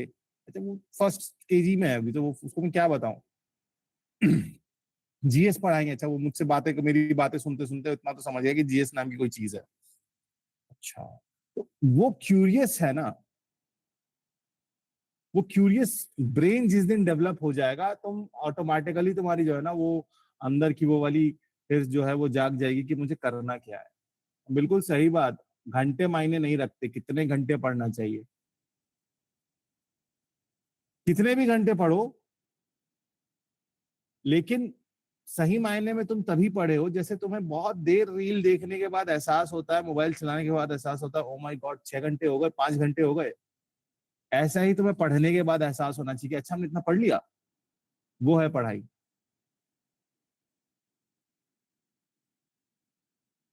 घंटे से कोई फर्क नहीं पड़ता। 2 घंटे में अगर आप 20 घंटे की प्रोडक्टिविटी निकाल रहे हो तो 2 घंटे बेटर है। 20 घंटे पढ़ के, 16 घंटे पढ़ के, 18 घंटे पढ़ के भी अगर आप नहीं कर पा रहे हो ना, कोई मतलब नहीं है। It's never about quantity, it is always about the quality that you are getting.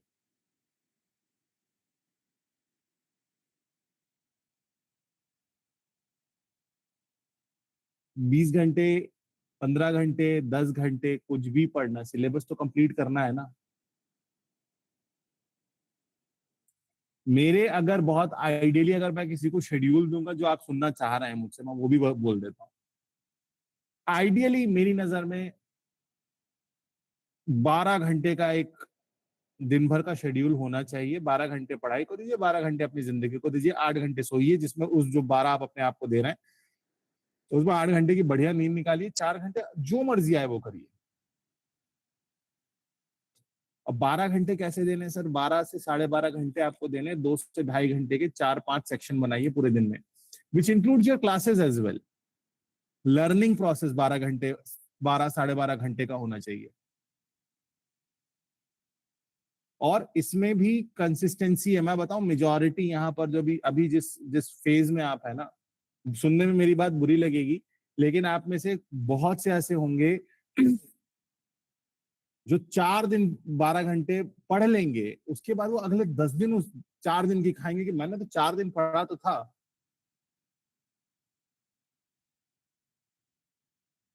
अब वो 4 दिन जो उन्होंने 10-10 घंटे की सीटिंग लगा ली, अगले 12 दिन उसके चक्कर में नहीं पढ़ेंगे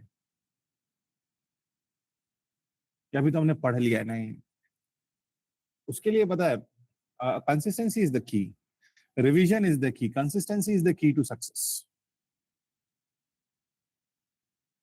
कंसिस्टेंसी बनानी पड़ती है। बनानी कैसे पड़ती है? और उस कंसिस्टेंसी का सबसे इंपॉर्टेंट एलिमेंट है पेशेंस। आप जब तक अपने अंदर सब्र नहीं लाएंगे, सर फोन को साइड करना पड़ेगा। मुझे ये बताओ ना, उस स्क्रोलिंग से आखिर हासिल क्या हो रहा है? वो तुम 2 घंटा 3 घंटा निकाल रहे हो, पेपर तो निकल नहीं रहा, नौकरी लग नहीं रही, नॉलेज में वृद्धि हो नहीं रही, उसमें जो सुन रहे हो देख रहे हो उससे कुछ याद नहीं रह रहा, एंजाइटी और बढ़ रही है। क्यों? क्योंकि उसमें क्या दिखा रहे हैं कि कोई फला जो है वो दुबई में घूम रहा है, फला ने जो जॉब लग गई है, इस दोस्त ने जो शादी कर ली है, कोई डेस्टिनेशन वेडिंग कर रहा है। उसमें आपको कंटेंट तो यही मिल रहा है ना। बाकी आधे जो है वो जॉन एलिया और नुसरत साहब को सुन सुन के अपनी रीलों को जो है भरा पड़ा है सबने।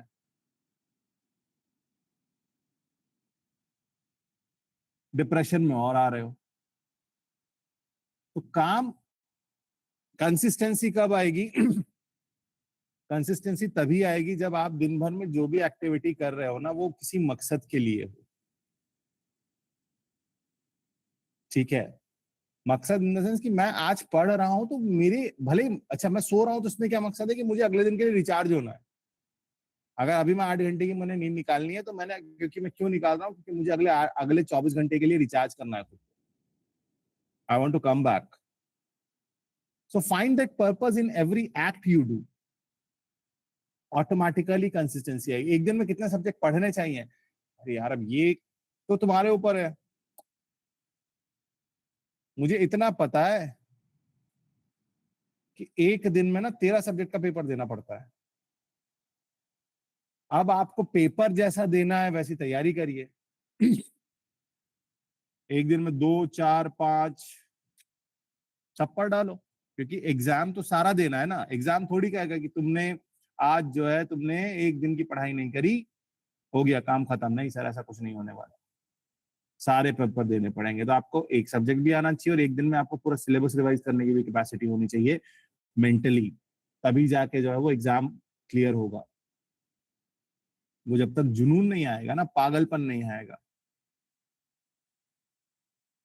लगना चाहिए ना, कुछ खो रहे हो, कुछ पाने के लिए कुछ खोना पड़ता है तो खो के तो दिखाओ। सर एक क्वेश्चन है सीए से रिलेटेड, बताइए बेटा, पूछिए।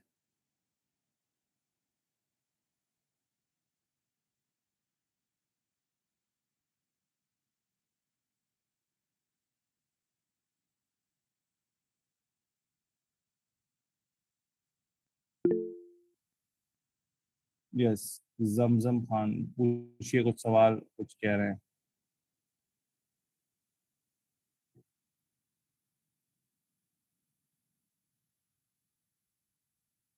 वो ऐसे कवर करें कि मैगजीन्स देखें, अच्छी प्रतियोगिता दर्पण या जो भी मैगजीन्स हैं, जो भी स्टैंडर्ड मैगजीन है, क्रॉनिकल है, विजर्ड है। विजर्ड तो अब शायद नहीं आती है आई गेस। सर प्लीज मैं ये ना बड़ी बड़ी मुअद्दबाना गुजारिश है, योजना का कोई सब्स्टिट्यूट नहीं है। PD 365 अगर सब्स्टिट्यूट कर रहा होता ना, वो एक सवाल नहीं है उसमें से, प्लीज कोई सब्स्टिट्यूट नहीं है, सॉरी। मेरी नजर में एनसीईआरटी का नहीं, इसमें सॉरी की बात नहीं है, आपकी गलती नहीं है, फीड ही ऐसा मिल रहा है कि PD3 शॉर्टकट क्यों अपनाना जब वो एग्जैक्ट शॉर्टकट अपनाना ही नहीं है यार। आओ हम थोड़ा लंबा चलेंगे, लेकिन हम कंसोलिडेटेड चलेंगे।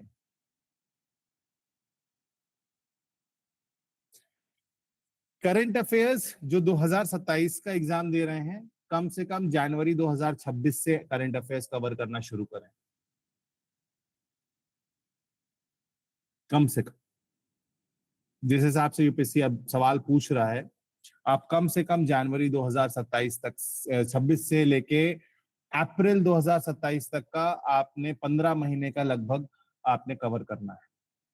ठीक है, क्विकली मैं थोड़ा सा यहाँ का ग्लिम्स दे दूं, तो ये आपने देख लिया कि कहाँ से कितना एक्सपेंडिचर हो रहा है, किसमें कितना खर्चा हो रहा है। फिर अच्छा, अब ये भी बता दो, पिछले साल सवाल आया था, इस साल नहीं आया, अच्छी बात है। क्या होता है फिस्कल डेफिसिट, क्या होता है रेवेन्यू डेफिसिट, क्या होता है प्राइमरी डेफिसिट? तो बेसिकली अगर आप कहेंगे फिस्कल डेफिसिट क्या होता है, फिस्कल डेफिसिट आप ये बताता है सरकार का उधार कितना है। ठीक है, गवर्नमेंट को कितना उधार लेने की जरूरत है, सरकार को कितना उधार लेने की जरूरत है, हमें कहाँ से पता चलता है? फिस्कल डेफिसिट पे। फिस्कल डेफिसिट पिछले साल 4.4% ऑफ जीडीपी था, अब 4.1% है। इसे 2.5 से 3% की रेंज में लाना है, ये टारगेट है। रेवेन्यू डेफिसिट हमारा पिछले बार 1.1% था, अब 0.6% है। प्राइमरी डेफिसिट 2.3% है। सवाल कहाँ से आता है? सवाल यहाँ से आता है कि फिस्कल डेफिसिट क्या है? It is the gap between total expenditure and non debt receipts indicating overall borrowing requirement of the government. Fiscal deficit क्या बताता है कि सरकार को कितनी बोरोइंग की जरूरत है। रेवेन्यू डेफिसिट यानी कि जो रेवेन्यू एक्सपेंडिचर और रेवेन्यू रिसीट है, सरकार के जो रोजमर्रा के खर्च रिसीट है और रोजमर्रा के खर्च है, उनका डिफरेंस बताता है। which means that high revenue deficit means borrowing for day to day expenses। अगर बहुत ज्यादा रेवेन्यू डेफिसिट है, इसका मतलब यह है कि सरकार के पास अपने रोजमर्रा के खर्चे चलाने का भी पैसा नहीं है। प्राइमरी डेफिसिट अगला इंपॉर्टेंट टर्म है। प्राइमरी डेफिसिट का मतलब होता है fiscal deficit minus interest payment. ठीक है, तो ये बताता है कि कितना फ्रेश लोन लिया गया है। सिंपली इसको ऐसे समझ लो, कितना फ्रेश लोन है वो हमें पता चलता है इससे। उसके अलावा इफेक्टिव रेवेन्यू डेफिसिट यानी कि revenue deficit minus grant for creation for capital asset. Capital asset का मतलब क्या होता है? कैपिटल एसेट मतलब जैसे ब्रिजेस हो गए, रोड्स हो गए, हाईवेज हो गए, एक्सप्रेसवेज हो गए, रेलवेज हो गए, ये सारे हमारे कैपिटल एसेट है। क्यों इनको हम कैपिटल कह रहे हैं? क्योंकि इनसे फर्दर और इकोनॉमिक एक्टिविटीज क्या होती हैं, इनसे आगे और इकोनॉमिक एक्टिविटीज करी जाती हैं, इनसे और आगे इकोनॉमिक एक्टिविटीज जनरेट होती हैं, तो इसे हम क्या कहते हैं? इसे ये चीज कैपिटल एसेट कहते हैं। तो उसका अगर होगा तो अभी हो सकता है इस बार वो डेफिसिट हो, लेकिन आने वाले समय में उससे टोल टैक्स कलेक्ट होगा, उससे इकोनॉमिक एक्टिविटी बढ़ेगी, तो फर्दर वो दूसरी चीजों को करेगा। ठीक है, ओके। इन सब में एक और चीज है, FRBM act, financial fiscal responsibility and budget management act 2003, UPSC के कॉन्टेक्स्ट में इंपॉर्टेंट है। फिस्कल डेफिसिट टारगेट क्या है? 4.1% ऑफ द जीडीपी हमने करना है 2026-27 में, और हमें इसे 2029-30 तक फिस्कल डेफिसिट को 3% से कम लेके आना है। ये सारी चीजें आपको इसमें देखनी है। ये सारा टारगेट्स वगैरह दिए हुए हैं। FRBM में क्या है, क्या लिखा हुआ है, I will share this PDF with you, don't worry. Crowding out effect, ये लो मैंने यहाँ लिखा, इस बार क्राउडिंग आउट आया था, बजट में बोला था, और इस बार था क्वेश्चन क्राउडिंग आउट इफेक्ट पे प्रीलिम्स में। Yes sir. अब बताइए, अब आपको मैं कहाँ से बता दूं कि ये चीजें मतलब शॉर्टकट में मैं कैसे बता दूं, या नॉट पॉसिबल। ये पढ़ना पड़ेगा, इस प्रोसेस से गुजरना पड़ेगा। मैं आपको फिर बता रहा हूँ, प्रिपरेशन सिर्फ प्रिपरेशन नहीं है। This time the paper was not about can you solve it, the paper was about can you give expected outcome under pressure, can you perform under pressure.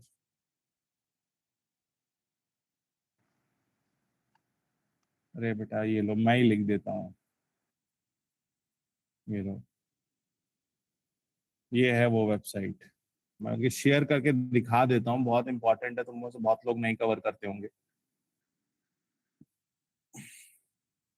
इसको एक बार देख लोगे ना, ये देखो, ये है वो वेबसाइट। ठीक है, कौन सी? पीआईबी। पीआईबी क्या है? Press information bureau. Press releases में आप देखोगे all releases, PMO releases 2000 current affair cover करना, यहाँ से यहाँ तक कवर कर लेना। लो ठीक है, ये लो। अब जैसे यहाँ पे कोई न्यूज है, सारी सारी सरकार की एक्टिविटी यहाँ पर आपको मिलेगी। ठीक है, जैसे मोस्ट व्यूड में क्या है? कैबिनेट अप्रूव्स इंटीग्रेशन, जैसे हमने इसको ओपन किया सर, क्या है? ये लो, NFSA scheme for modernisation, smart PDS, Sarthak PDS. अब एक बात बताओ, यहाँ से अगर क्वेश्चन आएगा, स्कीम आ गई, ठीक है, centre to spend 25,000 this much crore years for Sarthak PDS, PDS operation. Sir अब ये सार्थक क्या है? पब्लिक डिस्ट्रीब्यूशन सिस्टम की बात है, सोशल वेलफेयर की बात है। ये देखो पूरा आपको इसमें, और कोई बहुत बड़ा पैराग्राफ नहीं, छोटा सा पैराग्राफ है, इसमें से 4-5 पॉइंट इंपॉर्टेंट होते हैं, उसके आप नोट्स बना दो। ये लो, अब मैं देख लो यूपीएससी का question. Consider the following statements related to Sarthak PDS scheme. Number 1, statement 1, it aims to provide financial support for intrastate movement handling FPS at dealer margin. Second, it is a unified, citizen-centric, intelligent and interportable PDS. ठीक है, the scheme, National Food Security Act, will be merged with the scheme to operate up to. अब वो क्या करते हैं, यहाँ पे date change कर देंगे। बनिया क्वेश्चन, ढूंढते रहना सोर्स कहाँ है। सोर्स आपके पास है, आपके सामने, आपने सिर्फ उसको असेस करना है, उसको अच्छे से एनालाइज करना है। इसमें कितनी चीजें हैं, सारी पढ़ने की जरूरत नहीं है, आपको देखते से समझ में आ जाएगा। और तो सिर्फ आज की है, मतलब इस दिन भर सरकार, prime minister office, government office, आपका ये देखो union budget, PIB research e books, इतना कुछ है, एक्सप्लेनर्स, बजट सीरीज, ये लो, इसको पढ़ लो। So there is a lot of content on this website. So how can we filter out which ones are important? Which one is important? That's a very nice question actually. Now I'll tell you.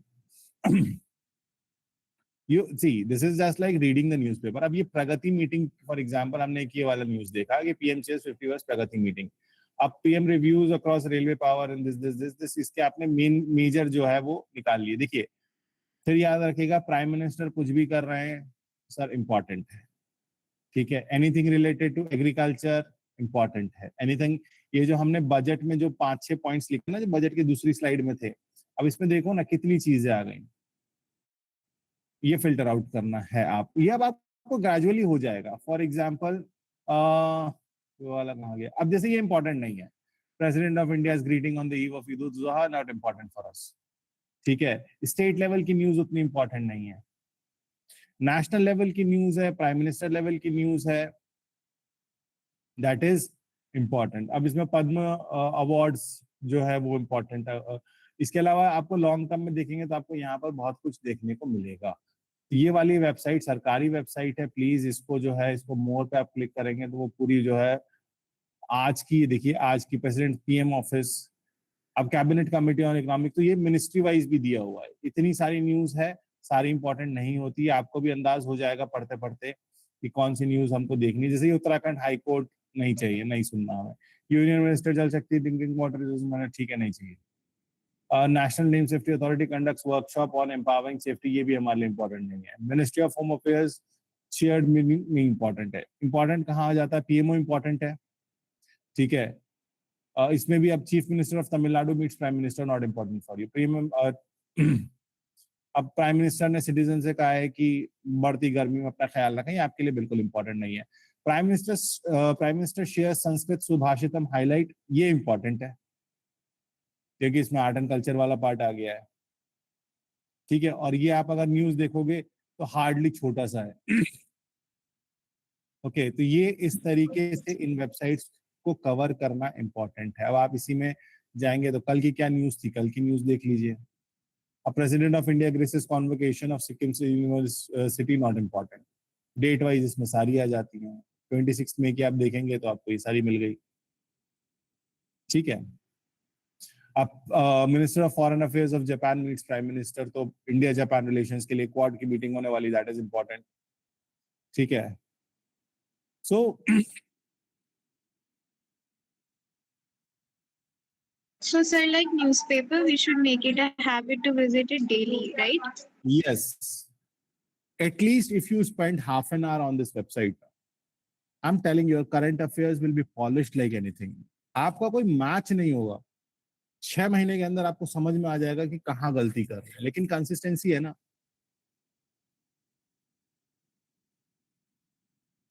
Sir ये पढ़ने के बाद the Hindu या Indian express पढ़ना होगा या नहीं? बिल्कुल पढ़ना होगा।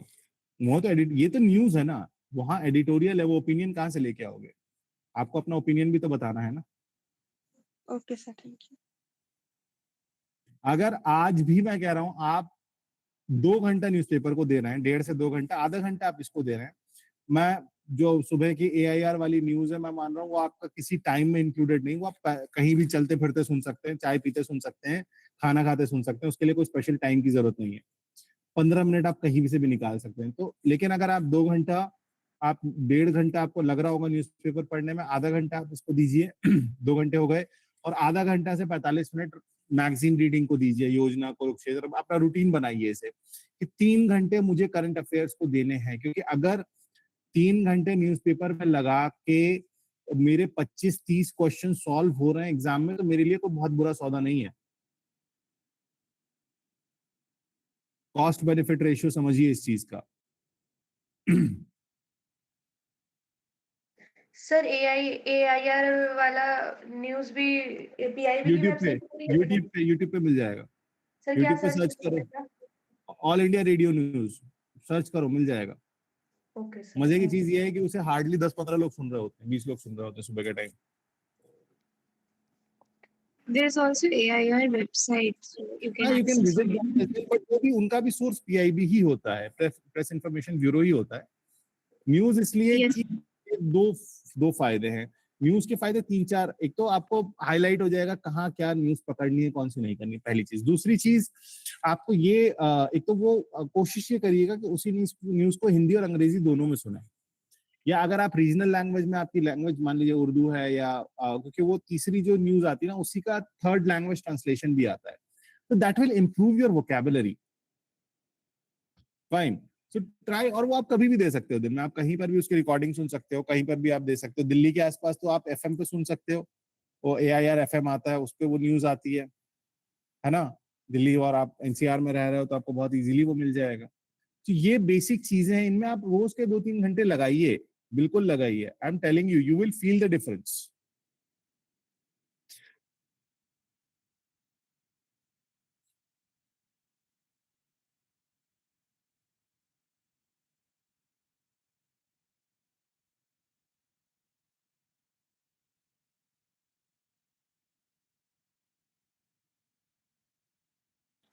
सर RCA में किस टाइप से क्वेश्चन बनेंगे, ये तो आपने UPSC के प्रीलिम्स के बता दिए। ठीक है बेटा, RCA में थोड़ा सा इसमें नीचे आ जाना। इसमें RCA के जो क्वेश्चंस होंगे थोड़े से स्ट्रेट फॉरवर्ड फैक्चुअल होंगे इन्हीं चीजों पे। फॉर एग्जांपल वो यहाँ से कहीं से सवाल कि फिस्कल डेफिसिट क्या होता है, रेवेन्यू डेफिसिट क्या होता है, इस तरीके के सवाल आ सकते हैं।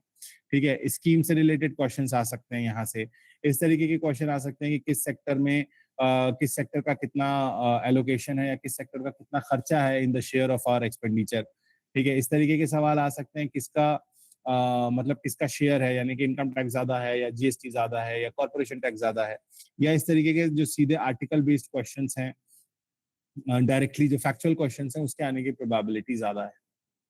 ठीक है, तो वो भी अगर आप इन चीजों को ध्यान से देखेंगे, सेक्टरल वाइज अगर ये वाला जो 2-3 स्लाइड्स है ना, ये पूरा सेक्टरल डिवीजन है बजट का कि किस सेक्टर को क्या मिला। हम क्विकली एक बार उसको देख लेते हैं। ठीक है, फॉर एग्जांपल एग्रीकल्चर सेक्टर की बात करें तो प्रोडक्टिविटी एनहांसमेंट की उन्होंने बात की। ठीक है, फाइनेंस मिनिस्टर ने focus on oil seed pulses and high value crop. Oil seed कौन कौन से होते हैं, जैसे मस्टर्ड हो गया, सनफ्लावर हो गया, सैफ्लावर हो गया, ये सब क्या, ये ऑयल सीड्स हैं। पल्सेस दालें, क्यों, अभी भी ऑयल सीड और पल्सेस की जब तक बात आती है, वेजिटेबल ऑयल की बात आती है, तो हम अभी भी उसमें नेट इंपोर्टर हैं, हमें अभी भी उसे इंपोर्ट करना पड़ता है।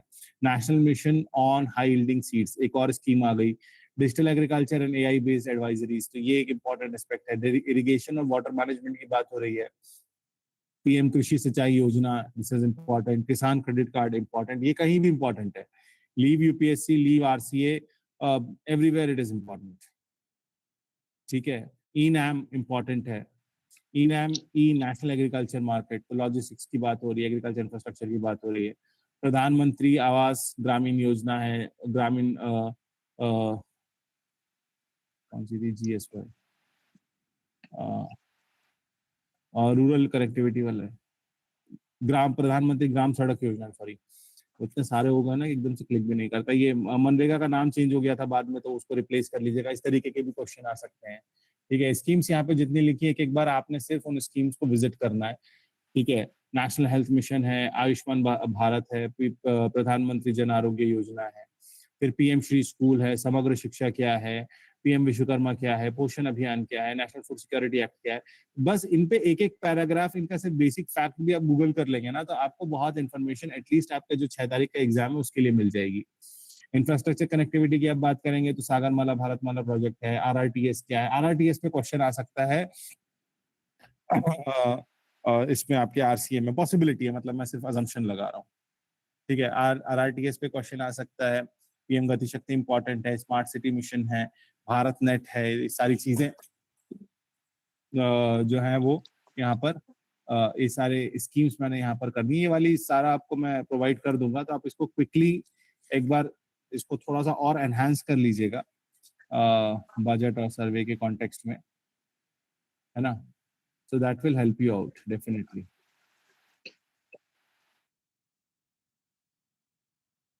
ये दोनों actually same है, ठीक है। Any other question please? Sir वित्त विधेयक और धन विधेयक में क्या अंतर होता है? Sorry? वित्त विधेयक और धन विधेयक में क्या अंतर होता है सर? वित्त विधेयक और धन विधेयक में बेसिक अंतर ये होता है कि जो वित्त विधेयक है वो धन विधेयक हो सकता है, लेकिन वो धन विधेयक तभी होगा जब उसे लोकसभा अध्यक्ष जो है वो प्रमाणित करेंगे कि ये धन विधेयक है, ठीक है। Sir Yes, sir. Sir, thank you for the session. My question is not directly related to economics, but the weightage of science and tech has been increasing. So, as a non-science background student, what would your advice be for me to approach science and tech? Because I haven't studied it till now. You have studied science till class 10th? Yes, sir. Fine. So what you do is there is a magazine. I will ask you. There's a magazine which is called a Science Reporter, monthly magazine hai. You can refer that magazine. So for you, no need to go into the details or the technical part of that. Okay, every subject can't be your forte, but at least we can cover. There are some subjects where you can score up to 80% accuracy, but when it comes to subjects like science and tech, which is not your forte as per, so what you can do is you can just focus on their current affairs, and at least you can work on that. So with that, you can make a balance between or any of the non-science background. So you can refer to current affairs which are related to science and tech, and don't fall into that thing, because most of the time it happens, oh, how it happened, what is the tech behind it, what is the science behind it. So आप उसके पीछे मत जाइए, आप ये देख लीजिए कि ठीक है, एक बैलिस्टिक मिसाइल होती है, उसके ये फीचर्स होते हैं, इंडिया के पास इतनी बैलिस्टिक मिसाइल है, आपने अपना रेंज डिफाइन कर दिया है, आप अगर इतने में कर लेंगे तो वेल एंड गुड है, नहीं आता है तो आपके पास बिल्कुल, अब भी कह रहा हूँ, एक पेपर में 15 से 20 क्वेश्चन स्किप करने का ऑप्शन है। अगर आपने 80 क्वेश्चंस भी सॉल्व किए हैं और 80 में से आपकी अगर एक्यूरेसी 60-65 क्वेश्चंस की है, तो भी आपका प्रीलिम्स एनी डे निकल जाएगा। तो बेटर इसमें ये होता है that instead of entering into the unwanted zones, just have a general information, and of course your energy and effort is left, don't waste it. Now put it on your subjects which are your core, which are your strong part, so that wahan aapki accuracy 90% ho jaye. Yes, Alisha Khan. Sir Hindi medium के लिए newspaper बता दीजिए। Hindi medium के लिए क्या बताऊं बेटा? Newspaper sir current के लिए। न्यूज़पेपर यदि आप हिंदी मीडियम के लिए हैं तो जनसत्ता एक बहुत अच्छा आपके पास ऑप्शन रहेगा। इंडियन एक्सप्रेस का ही वो हिंदी वर्जन है, वही पब्लिकेशन है। तो जनसत्ता आप अगर दिल्ली और आसपास के इलाकों में है तो वहाँ आप देख सकते हैं। उसके वरना आपको मैंने जितनी चीजें बताई हैं, चाहे मैंने अभी आपको पीआईबी बताया हो, चाहे मैंने आपको योजना बताया हो, चाहे मैंने आपको कुरुक्षेत्र बताया, सारी मैगजीन्स जो है ये हिंदी, अंग्रेजी, उर्दू अलग अलग भाषाओं में आती हैं। आप उनकी वेबसाइट पे जाइए, उसको अपने घर के एड्रेस पे सब्सक्राइब कर लीजिए, ठीक है, वो आपके घर पे डिलीवर हो जाएंगे, बाय पोस्ट आ जाती है आपके घर पे, भारत सरकार भिजवा देगी आपके घर पे, ठीक है, तो आप एक काम ये कर सकते हैं। उसके अलावा आपको जो मैंने बताया कि जो ऑल इंडिया रेडियो की न्यूज है, आकाशवाणी की न्यूज है, वो हिंदी में आती है, आप उसको सुनिए, वहां से आपको इंपॉर्टेंट न्यूज पता चलेगी। जनसत्ता अच्छा अखबार है जिसमें कि आप को एक अच्छा ओपिनियन मिल सकता है, लैंग्वेज भी अच्छी है और न्यूज कवरेज भी काफी बैलेंस है। Okay sir, thank you. There is one more. Sakshi. Sir, I wanted to ask about the RCA exam for economy part. That other than static portion, if we read just the survey and the budget and the schemes included, will it be enough? Hope so. See, we cannot predict the paper. Yes, this is based on the past trends and based on other things. Yes, when you cover budget, when you cover survey, and when you cover the schemes which are related to that, we feel that is okay. With that, again, it is not necessary that every time the question will come directly from what you have read. Sometimes you have to make an application of what you have read. Fine. So at least this is the bare minimum that you should cover. Okay, sir. Thank you so much.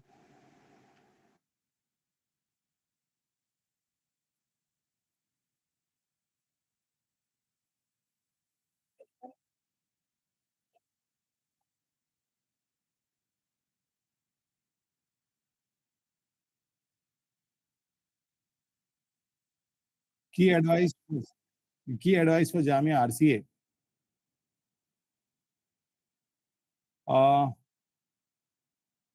Key advice for any exam, just believe in yourself. कोई भी exam होता है ना, पहले 20 minute होते हैं।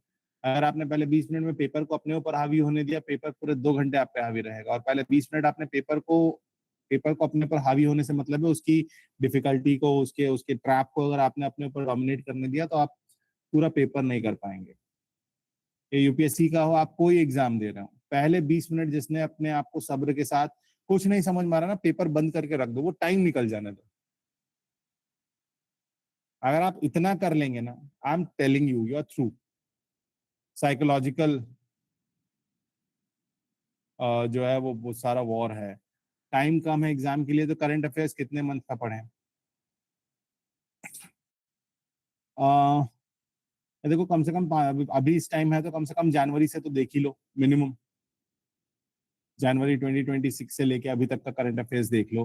अभी एक और किसी ने सवाल किया था कि इंपॉर्टेंट टॉपिक्स, एक बार इंपॉर्टेंट टॉपिक्स आप अगर पुरानी हमारी जो हमने 1 या 2 क्लास इकोनॉमी की करी थी ना पहले, एक बार उसकी रिकॉर्डिंग आपके पास होगी, एक बार आप उसको पढ़ देख लीजिएगा, वहां पर मैंने टॉपिक्स लिस्ट आउट किए हैं।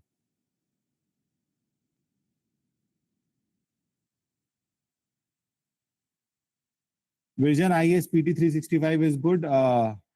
Whether it is good or bad, that you will determine, क्योंकि वहां से इस साल एक भी सवाल नहीं आया। तो मेरे लिए तो आज भी द ओल्ड इज गोल्ड वाला सिस्टम है सर। फाइन।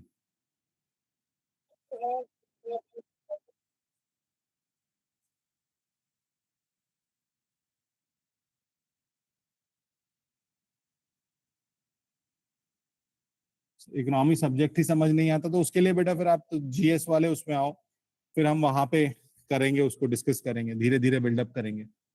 और जरूरी नहीं आपको सारे सब्जेक्ट समझ में आए, ये भी एक फैक्टर है। Yes, fine, thank you.